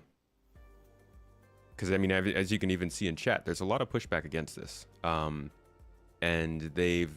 You know what they need to do is they need to have a trailer like they had for Star Engine, but just to explain Death of a Spaceman. That was very well communicated. Just do that for this mechanic so we can all get a solid 2-minute clip to point to explain it without losing how it works. Holy crap, somebody gifted 10 subs. What the? Yo, thank you, Joker Tango. Much love to you. I appreciate you. Thanks for getting that raffle started. Our raffle machine is broken. I need to just go into Stream Elements and disable that. Hold on. Because that is... Oh, that is confusing. I understand. Yo, Rig, thank you for gifting out a sub too. Much love to you. Appreciate it.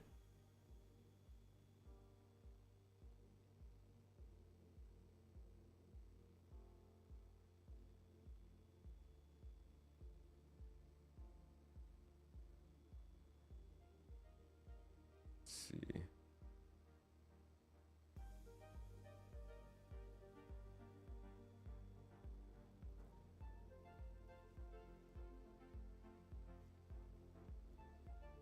Okay. Turn that one off. Shouldn't be saying that anymore.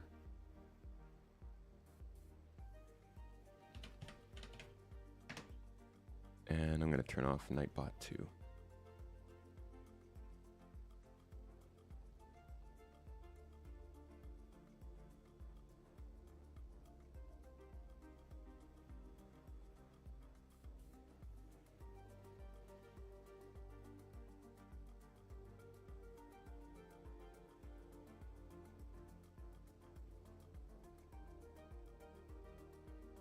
All right.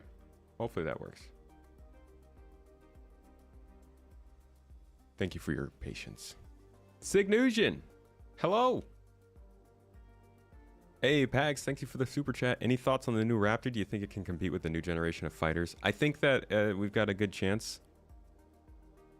I think the new Raptor, as long as it doesn't get nerfed in the next couple of patches, could be the meta this year. You always have people who disregard the consequences, yet can force the consequences onto others. That's true. And hopefully a good security system can help with that. I mean, the game will never be perfect in handling that. But at least enough to handle 98% of the people who do that. Zoster, thanks for the sub.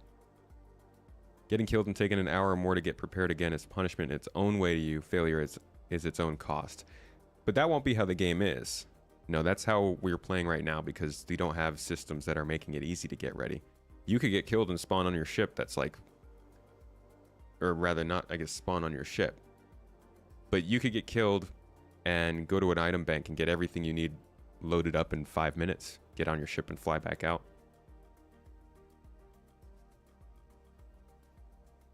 Or maybe a nearby space station or something.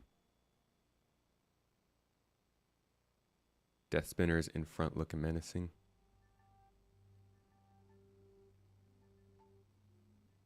You have to wait and see how few, indeed. Revixie, thank you for the super chat. Take my money, April Fool's. What's the fools? How am I being fooled? Do you need a mantis for bounty hunting fleet? No, you could use some other ships.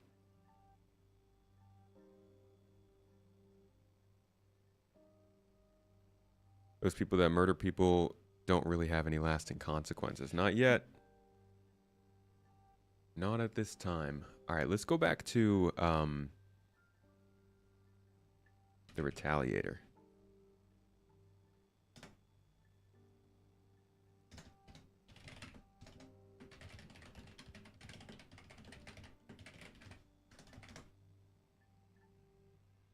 The cargo arms are just full of torpedo racks that just fire out. All right. Has there been... This is going to be an interesting one. Combat-oriented game for sure, but CIG really need to flesh out all these other professions. Yeah. It's been basically all combat for this game. I mean, you can tell from the marketing, it's almost all focused on combat because it's just not been. That's the easiest thing to build, you know. That was the first thing that the game engine was ready to handle. And if that's what that game can handle, then you focus the game around that until you can make enough money to make the other things. I want to be fooled, Ravixi. No, thank you for the happy April Fools.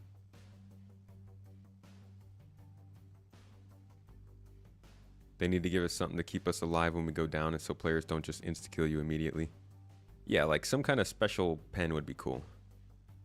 We didn't talk about the Merchantman. I don't think that's coming this year, unfortunately. I think we will get more Tavaran aesthetics, yeah. I really like the design of those ships. All right, here's something they had to say about modularity, and I think this has to do with the Retaliator coming later this year.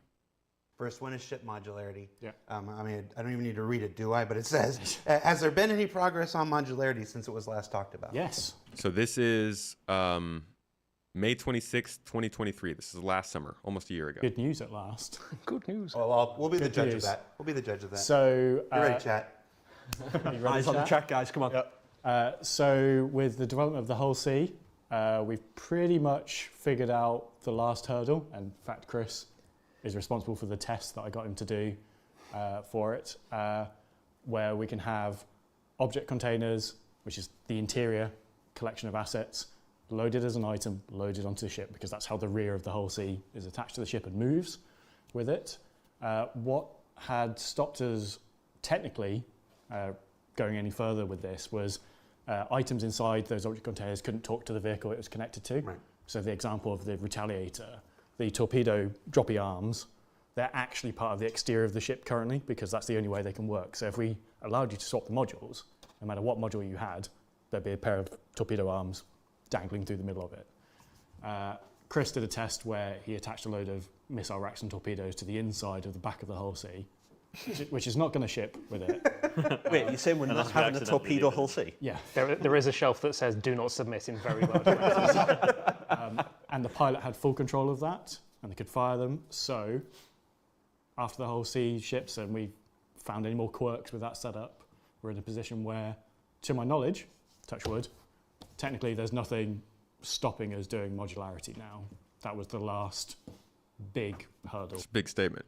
For it. There's nothing technically stopping us from doing it, but there's also priorities and might be things, and building a team. Nothing technically stopping us. Yeah, nothing technically stopping us. Yeah. So what I heard was that whole CMX at Citizen Gun. Oh yeah, just full of size 9 torpedoes. All of the cargo arms are just full of torpedo racks that just fire out. All right. Okay, so that is an important statement. And then there's another one. I don't know exactly where this video is. We talk about things that hold up this system. So I'm going to kind of cheat and go back to a video that I already did on this topic at some point. Now, that was the last. Got that red arrow in there. Last big. Okay, and then here. Comes online, they'll. Shut up. Or why would they introduce? Working on it. But we are going to focus on the ones that feature. Hold on. Wait. Can I just see what episode this is? Can we go back to this? Thing that the Retaliator has is the customizable room modules. And there's okay. You know what I can do instead? Because I just want to have the actual video real quick. I'm just going to search customizable room modules on Starchives. Use this resource if you want to find stuff. It's very useful for this kind of thing. And there it is.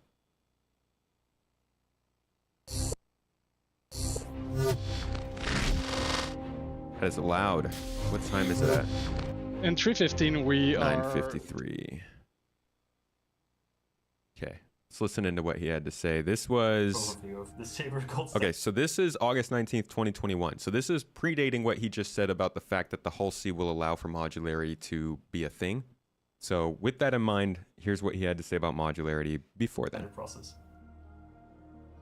So the Retaliator Gold Standard is obviously a much larger task than the Gladiator Saber. Has all the same criteria of work, so looking at the cockpit, looking at the components, adding all the things, checking everything's symmetric. But because it's got an interior, then there's additional tasks added. So the same work we do for the cockpit of the pilot has to be done for the turrets. The components that you can physically take out of the ship, can you physically take them out of the ship? Do the doors need to be wider, etc.? Now you've made the doors wider, do they still fit in the ship when they open? And we also took the time to look at the central room and thought, can we improve on this?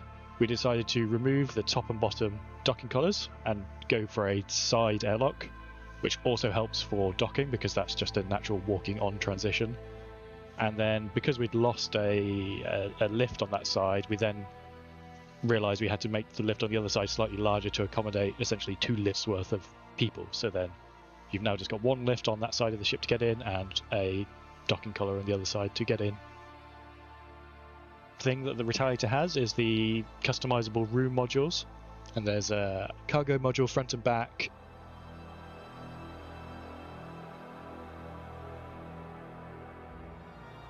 a dropship module at the front. They were all brought up to current standards, so when modularity comes on as a swappable item, they are good to go. That's where we're at with the first. So this is part of the work for modularity, and the modules themselves art-wise and it sounds like functionality-wise are basically there. This is all part of the Retaliator gold standard, which clearly was shelved for a little while after this point. Gold standard ships, obviously going to go through all the ships, but we are going to focus on the ones that feature heavily in Squadron 42 first, and then we will roll on to your favorite ship afterwards. So what did we learn this week? Okay, but what's our favorite ship though? Pretty sure I could have sworn, hold on. I thought he said something about do first, and then like I could see them doing the gold standard of the Retaliator ship. Okay, I don't even want to stop it. Basically watching me do the same thing right now. The Retaliator is the first ship that's going to get modularity. I'm not going to go through all those videos to prove it, but we can kind of tell that's where they're setting it up. And as I said last summer, it was basically ready, and you guys just saw the modules. That is all the stuff that's expected with that rework. So yeah, I think that's one of the things we have to look forward to this year is the gold standard for the module, and also the gold standard for the Argo ship. But that's also not that's not incredibly exciting. Besides all that though, I think that's all of the ships, at least that I can think of, that we're likely getting this year. We don't know about the other ones. There was that gigantic Mirai looking ship that none of us really knows what the heck it is or what it's meant for or what it's called because they haven't shown us yet, but I think that was the last thing that we didn't really touch on besides the Ursa Medical. This thing. Like, what is this? I'm guessing this is one of the things on the monthly report. Well, I think the Retaliator as a whole is really wonky looking. I'm not a huge fan of it. Gold standard of the Connie Wen. I don't know, but it needs it. They want CIG to alter almost its entire purpose to satisfy the run and gun EVE Online, no real consequences style, but for many of us, we don't want it altered, so it's a fight. I mean, I don't think that CIG is really going to listen much either way. They've got a definite goal that they're trying to hit with this. They take our feedback, but in terms of changing the game's design, they always seem to stick to a central path at least, and they seem to want a game that's very much about consequences. But I get you. You want to, make sure it's known that there are people who feel the other way about the game. It just gets to be a lot. Freelancer and Starfarer needs it more. The Starfarer does, yeah. The Freelancer does too. Actually, the Freelancer just got some rework work done. They just expanded the Freelancers, or they changed up the components on the Freelancer, I think, so they're easier to get out and put in.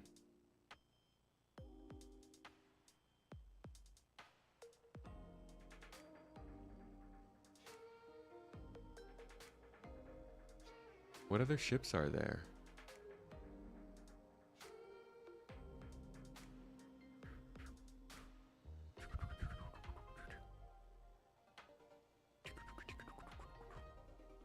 Did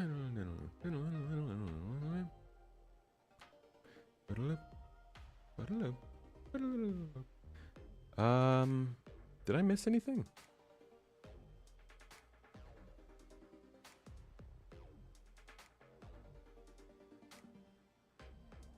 Man, I wish we were getting sprint reports still. I miss our sprint reports. I miss just being able to go through them and see what kind of stuff's going on. Let's look at, I guess in this last sprint report, there was a little bit of something that we didn't look at. That was the Hawk rework that's coming up.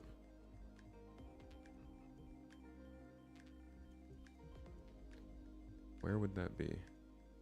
Here we go. And no. Oh, here's the freelancer stuff Any too. member of development staff. Talking about. I feel good about my chances. So let's go ahead and stick with vehicles for a bit and look at the old tried and true Freelancer, which is getting some work done to fit all of its necessary item components in ahead of the resource management system coming down the road. Meanwhile, Elwin and our North America vehicle content team have recently completed a first pass sprint bringing the Origin X1 to life, which you can see here is undergoing just a few minor changes from its concept necessitated by continuing development of the vehicle component and resource management systems. Now, while this is still white box, that hasn't stopped the team from also visualizing some baked-in lighting improvements. All right, so we already got this. Even with the subtle shape changes, the X1 is looking fantastic in its white box form and will only continue to look even better as it progresses further down the pipeline towards release. It's already bugged. All right, here's the Hawk update. We've also got a brief look inside. What? Did they just bamboozle me? Where the heck is the Hawk? Oh, it's all the way back here. Okay. And since many of you are looking forward to further iteration on bounty hunting, let's keep our tour of potential gameplay changes to ships going with the Anvil Hawk. Now, one of our team members on the EU vehicle content team recently completed a first pass sprint revisiting the Hawk to explore a potential new methodology for loading and unloading what I'm just going to affectionately call the Wanted, Fugitive, and Stasis cargo containers, or WIF for short. The idea being that once you've captured and contained your prey in the WIF and set it down behind the ship, this articulating arm would then come out and, using the power of electromagnetism, suck the WIF into its grasp and pull it up inside the vehicle. Yeah, all this for the WIF. Quit spitting on the Looks pretty mic, good. Jared. Okay, so this is the same idea as that medical stuff I was talking about. I could see just like how if somebody, dies and has to get taken back to somewhere to get revived, maybe the game automatically respawns them in the hospital so they don't have to do that. I could see the same happening with a bounty. Because the way this works is you're not going to go and just kill people anymore. You have to go and find the person, restrain them, tie them down, and take them back. And if this is the right video, I hope it is. Interiors, P locations. Nope, I don't think this was the. It is. So this is where you're going to be returning. And down them. on the surface of Hurston, work is underway on early white box phase of local. Now, obviously, the person who's a bounty, if you get caught, you don't want to sit in this pod for 10 minutes while you get brought back to this section. So I'm thinking maybe that's the same thing could happen. You get thrown into one of these pods, it spawns you in the jail cell. The person has to transport an NPC back in your place. Law enforcement Maybe. offices, a place for players to utilize the next evolution of bounty hunting gameplay we'll discuss more about later this year. To collect, or in this case, drop off the captured bodies of criminal outlaws collected by players. Now, the drop off here is right up front, because in early test, it was getting kind of weird just walking through the hallways, pushing bodies deeper and deeper into the facility. Unless you're into that sort of thing. Moist noodle. You can then also check out the bounty boards to collect new missions here, or go forward into the shop and resupply as needed.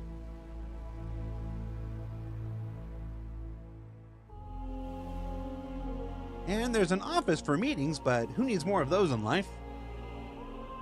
And then we bring ourselves to the detention area, where a number of cells can vary from location to location. I suspect that many of you will be looking forward to spending your time anywhere else besides Kleischer, even if it's just a jail and not a prison. Also in white boxes, the pre-production blockouts for a variety of building interior modules that will fit inside the towering skyscrapers of New Babbage on Microtech, being developed and tested in situ simultaneously to work out and discover anything developers might not have considered or recognized as necessary in the original mandate. Okay. Sorry, I got a little carried away here. I like the building interiors, but that's a topic for another time. This is going to be such a big topic, I think. I think this will be like a really big post 4.0 topic. Maybe a little bit of pre 4.0, because they did mention this kind of stuff in the run up to 4.0, but building interiors is huge. We actually did a deep dive on this. If you go look at the second channel, if you go to, oh god, do I not have the deep dives on here? There they are. Oh, I haven't put the deep dives on here in a while. Yikesies. There's a deep dive here about the future of locations. We go over building interiors for quite a while, and they are super interesting, so I'd check that out if you're more interested in locations than ships, because today is ships day. Bounty hunting this year, I don't know. They haven't been talking about it very much. Should you get SC with your friend? Are you guys prepared for a very buggy pre-alpha game that's kind of taken a little while?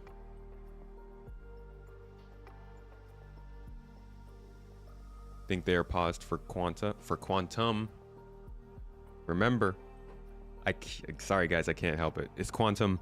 Yeah, they're whatever's going on with quantum. They are I guess they're doing that. I don't know.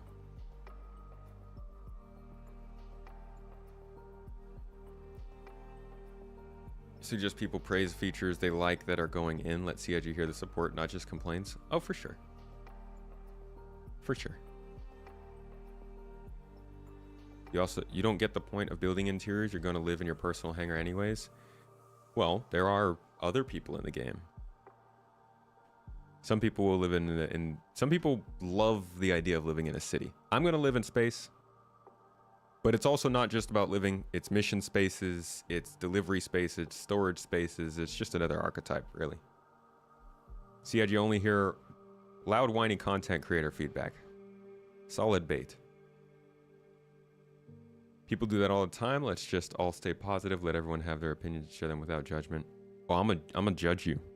Did you just ask me not to judge? I'm judging that. That's a judgeable statement. You already bought a Corsair to live in. We all know it's got holes in it. You don't have to pretend like it's a good house.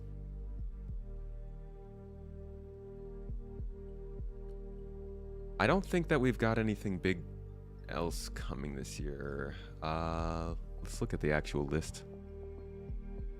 Raft, SRV, MPUV, Cartual, Santokiai. You know what they haven't talked about is the Railen. This was supposed to be starting to get worked on after the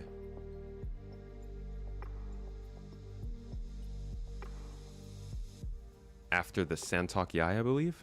Hold up this system. Let's see if they say that in here.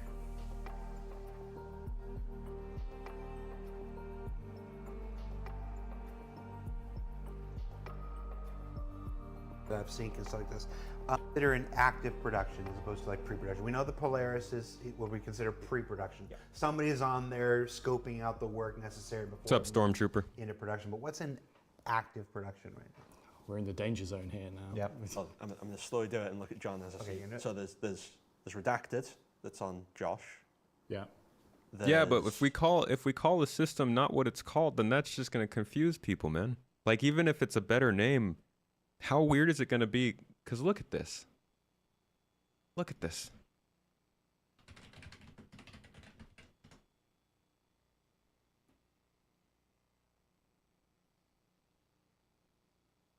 This is going to be a problem.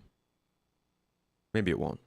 Near a landing zone. Maybe nobody actually cares. But like, CIG themselves comes out and says this is quantum, right? First, a quick review. Quantum is a simulation of the game universe, and its purpose is to allow things, the price of goods at a given shop, the amount of piracy near a landing zone, or what missions are being offered. So like Quantum is a simulation. Over tons of lightweight NPCs called Quanta, whose AI logic is focused on just those aspects needed. And I get like they're both included in the simulation, but they do call it the Quantum simulation in the monthly report. So doesn't it get confusing at some point when everybody's saying one thing and then they're saying something else? Just repeating what the content creators have told you. Who are the content creators? I always wonder that. Like, is my friend who uploaded 2 videos and got 50,000 views a content creator? Or my friend who streams 3 times a month? Like, when do you pass the realm of not content creator to content creator? Or when do game companies start paying you for your for saying good things?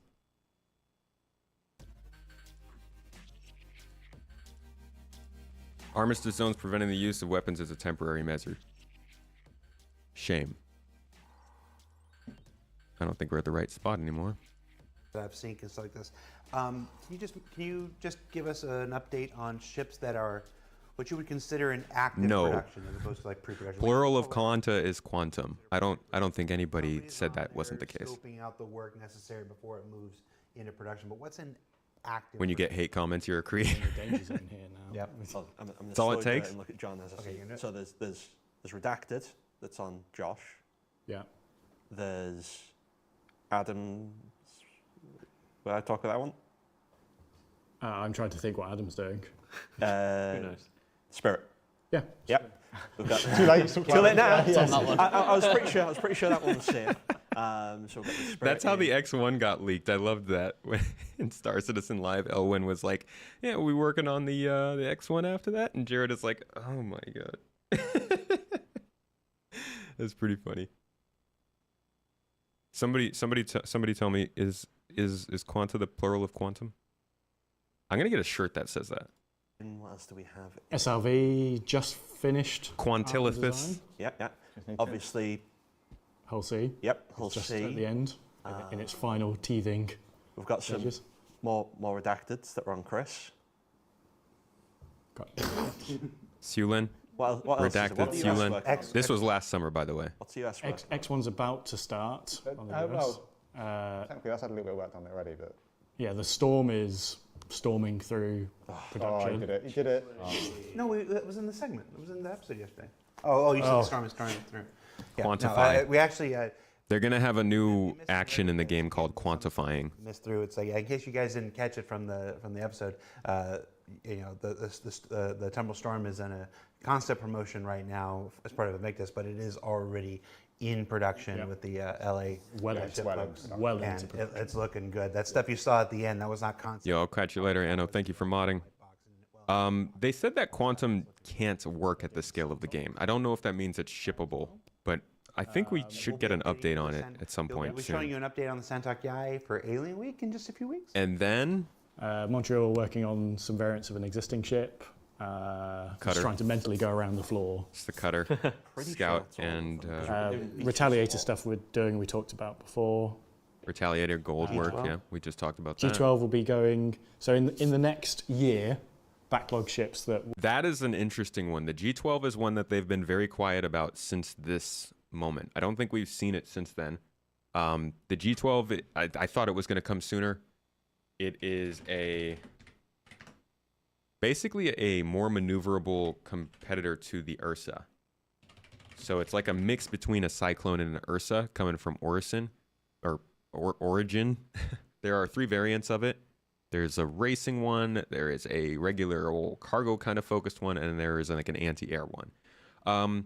Luxury buggy, it's atmosphere sealed like the Ursa, but it's a little bit more racy looking like the Cyclone, but we don't know where it is. I thought that we'd have it by now, and I thought it was some of the stuff we were seeing on monthly reports. Maybe it is, but they haven't named it. will be going into production. Caveat, things can always change. Polaris, Apollo, G12, Railen. So we've talked about all those except the Railen, but that's a good call. X1s. X1s in the game. I'm noticing something conspicuously absent don't know what you're talking about. Ban new. Oh, so God. we'll talk about the merchantman briefly, because we discussed like how. Okay, so he said the Railen, like, bruh, y'all can't do this to us. Working on Did he say in the next 12 months there? Variants of an existing ship. I'm just trying to mentally go around the floor. Pretty sure that's all of them. Because Retaliator stuff we're doing, we talked about before. G12? G12 will be going, so in the next year. In the next year. That was last May. Backlog ships that will be going into production. Caveat. Okay, but going into production, not necessarily being completed. So,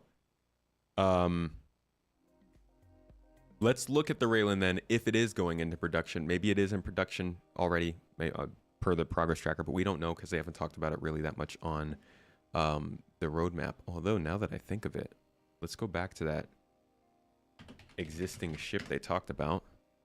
I think they said a previously announced vehicle.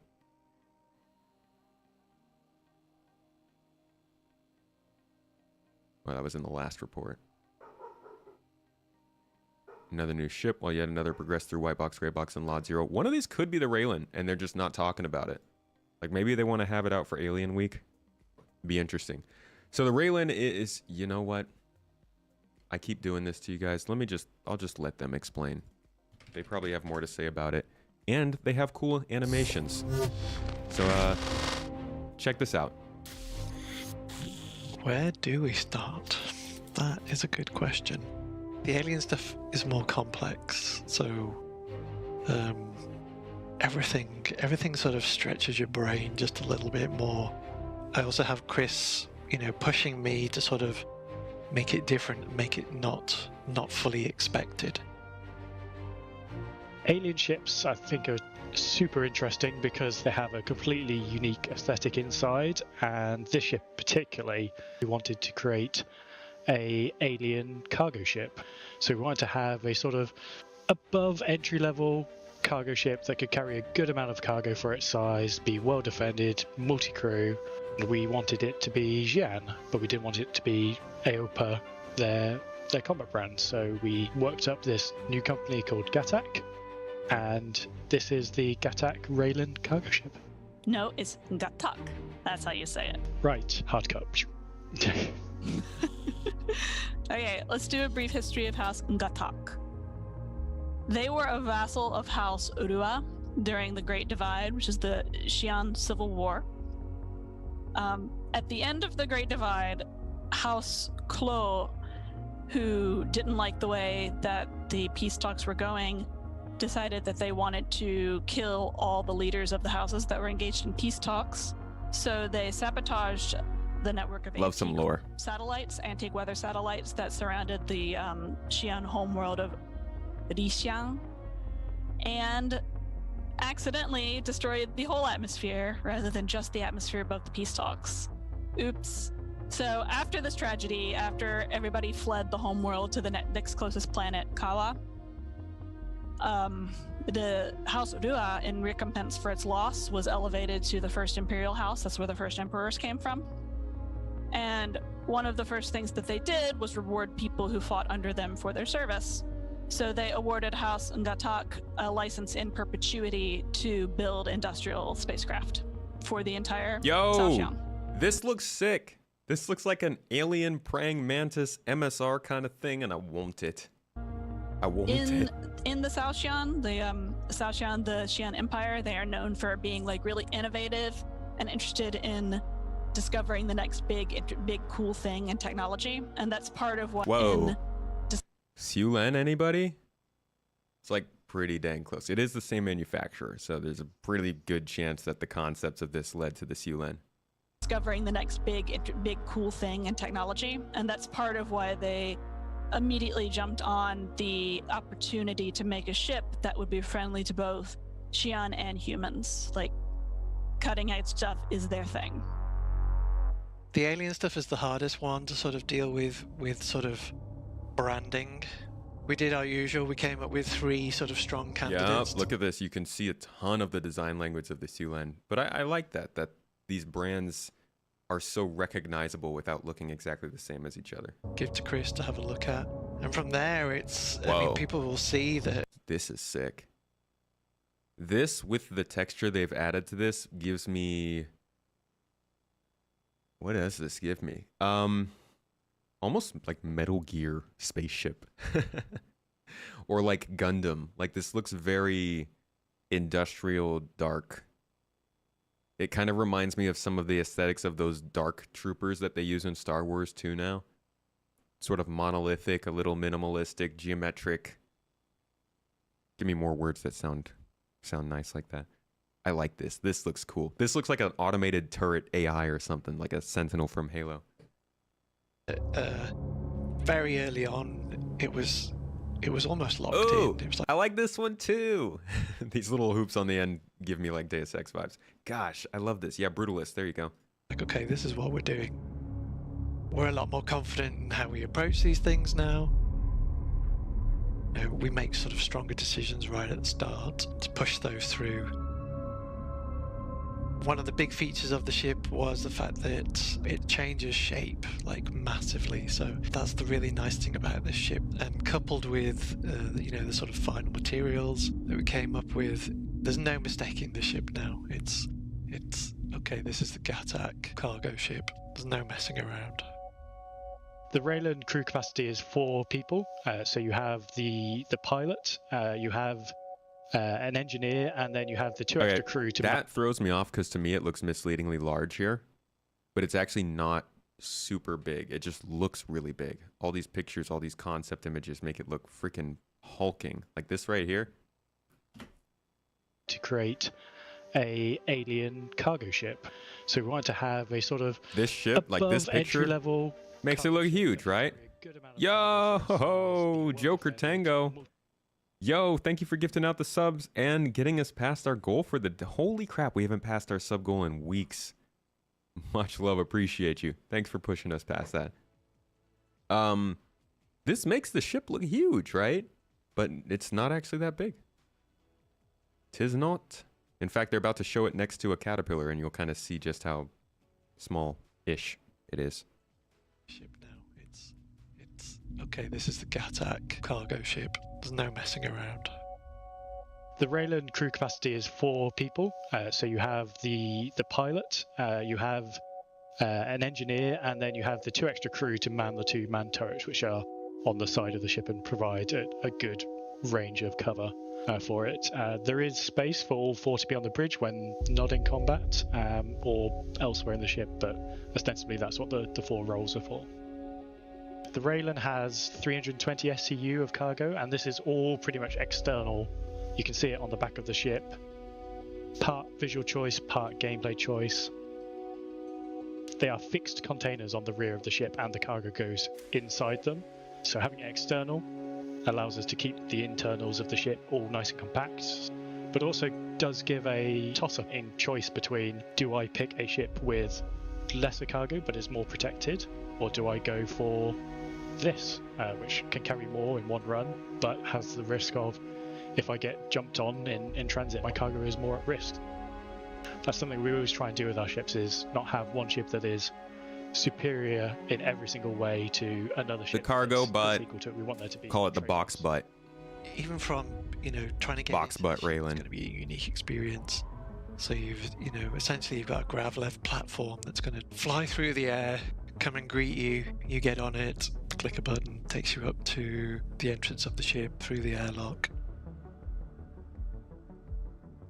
That's where you first get your experience of the solid amount of space architecture within this ship. That's when you choose to. That is a good amount of. Sorry, that's a call to prayer in the background. Y'all know what the drill is. This is a good amount of space in this ship compared to the other ships we were looking at. I think keeping the cargo on the outside is a good call. Obviously, that causes you a lot of risk when your cargo is on the outside. Like, don't carry anything flammable or explosive. That's going to be a problem. But there is quite a bit of space on this ship, and the animations are just sick. Experience of the Xi'an architecture within this ship. When you choose to get on the lift to go up to habitation, you've got a console that's made out of like 50 different pieces in it. and it all builds itself into position, and you click the button, get on your elevator, which isn't the standard elevator either. At the moment it's at an angle, so you have a very different experience of like transitioning up through the floors, and the floors will also transform to sort of enable you to get through easily. So then when you're in the habitation section, you've got access to beds and lockers. You can go left and right to the turrets and escape pods. And then you've got the dual race kitchen and bathroom section, and then sort of like a communal eating area. And then from there up, basically it takes you into a more technical section. And so you can either go to a docking, which is at the rear of the ship, and then you've also got a good portion of components in like the sort of quite technically themed area of the ship. And then you transition through there towards the bridge. And again in there is, we were looking at a way of being able to access components in a non-standard way. So the big stuff we've kept quite traditional, because it makes sense, they're just there. But the smaller stuff, it's kind of like a component delivery system. So you choose which component you want to access. It's delivered to you. You can change out whatever it is you need to change, and then it's taken back off you and absorbed back into the ship. Then you just transition into the bridge, open bridge, and then, like I mentioned, the captain and the co-pilot at the front in their large, like floating, almost like UFO style seats. So I think there's plenty of great opportunity in there in terms of animation and what we can do with what's spinning, what's moving, what's reconfiguring. So I think the ship team is going to have a lot of fun with that. So what does the Railen add to Star Citizen as a whole? It really increases the diversity of spaceships, especially alien ones, because they are entire races of creatures and they don't just have combat ships. They have their own infrastructure needs, they have their own transport needs, so whatever we do as the human race, there is going to be mirrors for those races. When you are traveling through all the solar systems in the game, you don't want to just be seeing the same Freelancer or the same hull everywhere. You want this variety of ships to encounter and ships to progress through on your cargo journey. The Gatack Railen, and I hope I'm saying... Such a nice song. Such a pleasant ending. So that's the Railen. I think that honestly is basically all the ships that we even have a chance of seeing that we know about. I don't think we're going to see the Galaxy this year. That was... Correct me if I'm wrong, though. That was the one that they said they wanted to do after the Polaris. Am I mistaken? Can we go back real quick and see that? If it is, then we can touch on the Galaxy real quick. Let's see. It's really on the much more unique and the important and exciting areas of each ship. Tackling the experience, Dreamline. Then we've got the Perseus, and that kind of closes. Next up, we've got the Galaxy. So the Galaxy would be their next one, and interesting because it does come with that modularity involved. I mean, it sounds like they're planning on having modularity ready for whenever the Galaxy is coming in. We've got a good look at it from last year. I could show you guys. If I can find it. IAE 2952. So it would be here. The Galaxy. Multi-role ships in the persistent universe, by their very nature of the name, give you that flexibility. They're intended to let you experience almost every part of the game. You can change between deciding to go off to a random planet and do some cargo missions, to changing your mind and decide to do bounty hunting and bringing a bounty back and put them in your hold.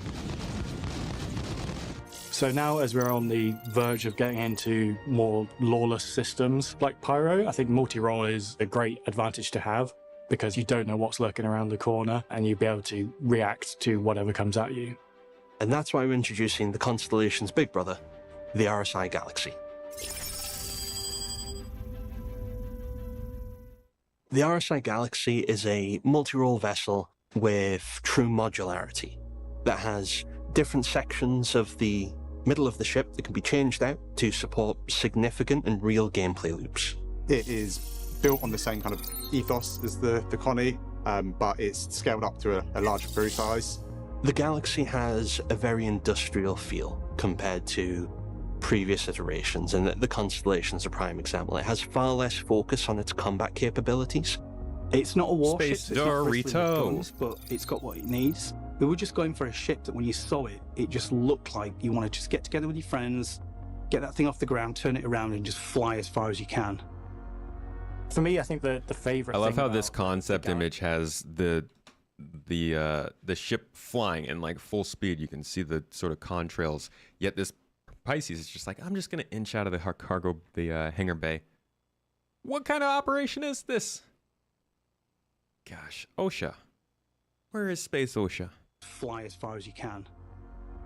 For me, I think the favorite thing about the Galaxy is just the look of it, in conjunction with the layout. It does keep that classic RSI sort of sub-capital shape to it. We've got the nice big exposed engines with some, we've started to bring like metal onto the engines, like a kind of a titanium material to complement the kind of cooler greys and blacks of the rest of the superstructure. For me, RSI goes into kind of two different groups. You've got the slightly kind of more bulbous shaped ships, and then you've got this really aggressive arrow-headed kind of stance. And I think for me, the Galaxy kind of really falls into that arrow-shaped kind of, driving the ship forward. The interior architecture of the RSI brand is something that I really enjoy because it's got those nice upturned classic sci-fi walls that sort of canter in at the top.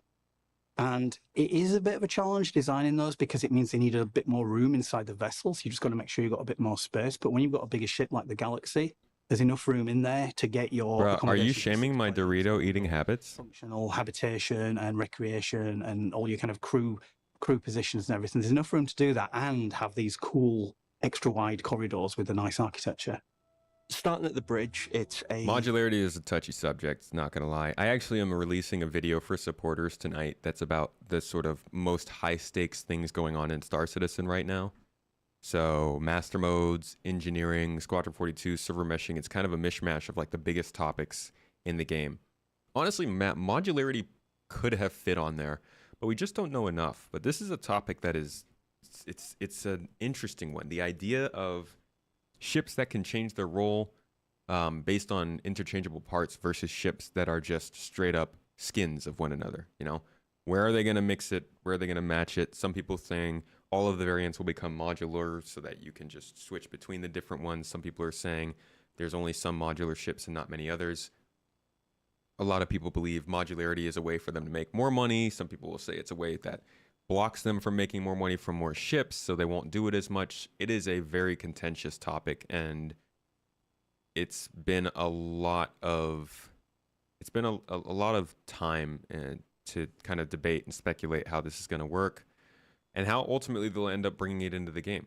It's like they've said some things, but some things can always change. And now that it's finally becoming a real thing in the game, that conversation is going to come back up in a big way. We'll have to see how it goes.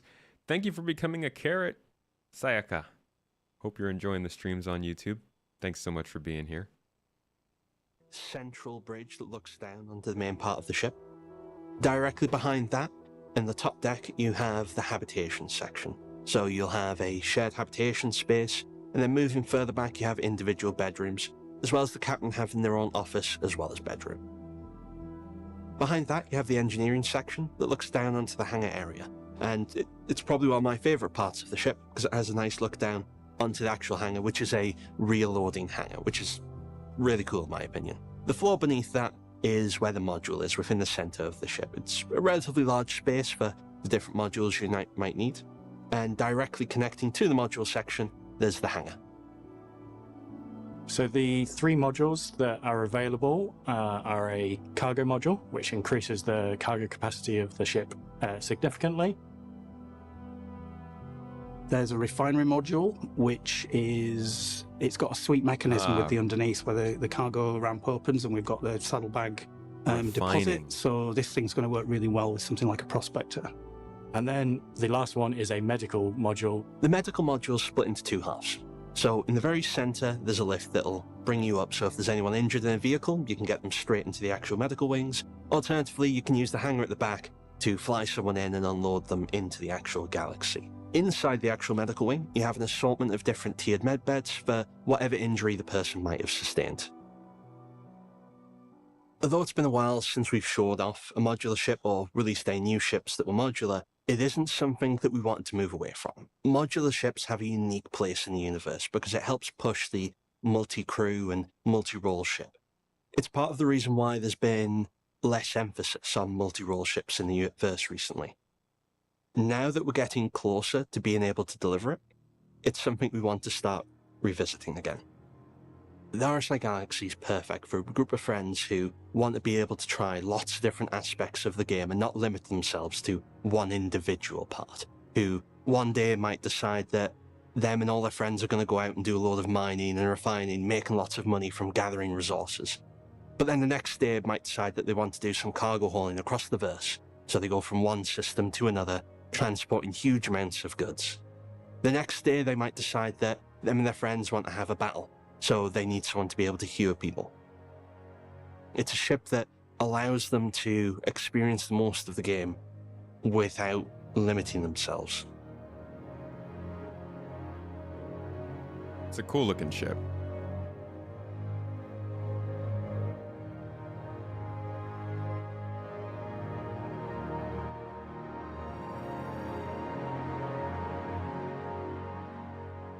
All right. So what do we learn this week? No, kidding. That's the last ship I think we're going to cover today. The Galaxy, I guess I didn't go through too much of what it actually is. But y'all just got like the full sales pitch. It is a medium to large modular ship from RSI, meant for 6 people or so, 64 SCU of storage by default, 110 meters long. And it has its own extra small hangar inside of it, at least in one of the modules. So this is a pretty powerful ship. Don't expect to be flying around whipping out modules as you're just cruising through space. You kind of need to land somewhere to do it probably and hire someone. So it's not like you just got superpowers out of nowhere. You can't just start changing things out like you're Mr. Potato Head, Mr. Galaxy, Potato Head, Mr. Potato Galaxy, whatever. But this is going to be a pretty cool ship to get into. Who knows when it's coming? Probably not till next year at the earliest. And that'll likely be when we're seeing... I think they're going to release modularity with Retaliator, and then we'll just see them as the ships get added. It's not going to be like a big wave of additions like tractor beams were. When is this ship being released? Yeah, I think it's probably going to be next year. Zeus is the mini Dorito. Galaxy is the flexible Dorito. Arastra is the rock muncher Dorito. Does the Arastra have Dorito looks?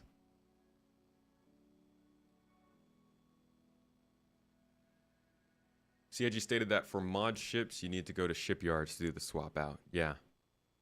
That's going to be a little bit of a deterrent from just switching things out constantly. All right, y'all.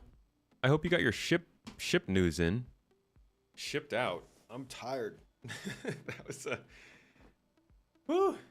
It's been a long day, you know how it is. Mondays, good times, especially when you know there's ship talks coming. Get all hyped up and excited, and then by the time it's time for the stream, you're all tired because it's just been such an exciting day. But thank you all for joining me. I love seeing your pretty faces, your lovely names, your wonderful chats, and it's always, it's the best time of a good Monday, Wednesday, Friday, Saturday to be on the stream. Every other day, no. Not my Tuesdays. No, it is a good time though to be here. Tuesdays luckily are a good day for video work, and you guys should see quite a few videos coming out in the next couple of weeks.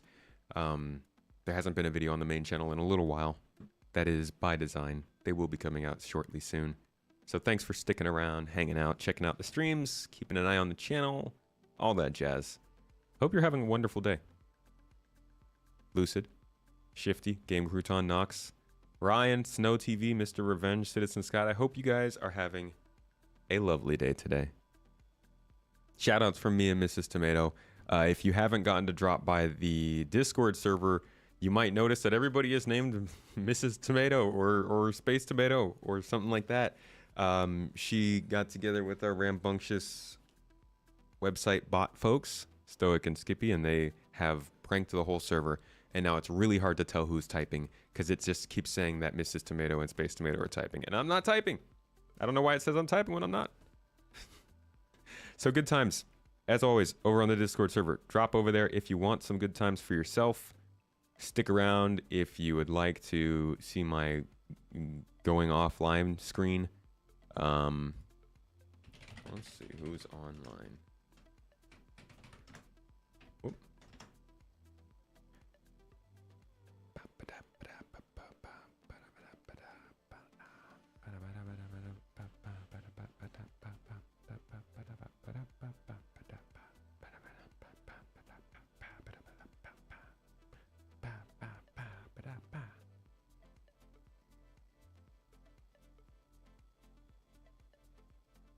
I think I'm going to drop you all over with... I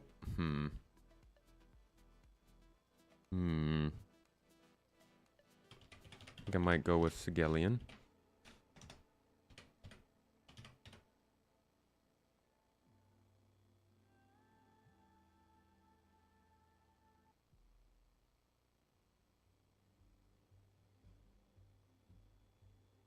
Supermac is on. I see you. Oh, HC is on.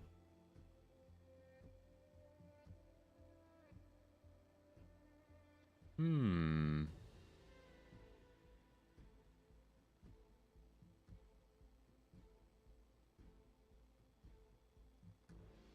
a while since I've rated a lot of these folks. Yeah, I think I'll drop you with Supermac. I think it's been I'll drop you with Sigelian. I think it has been a cool minute since we've left y'all over there. He's playing the game. He's getting into probably some industrial gameplay. So I'll leave y'all over there. Stick around if you want to see some refueling, some cargo, whatever it might be. I hope you enjoy the rest of your day. Hope you enjoyed this stream. Got to learn some more about some ships, maybe something that you're excited about. Thank you everybody for the support today, for your chats, for just hanging out and being here, your excitement. It's always appreciated. And I hope you have a lovely rest of your Monday. Make sure to keep an eye out for those videos on Tuesday, and I will see you on Wednesday. Bye-bye!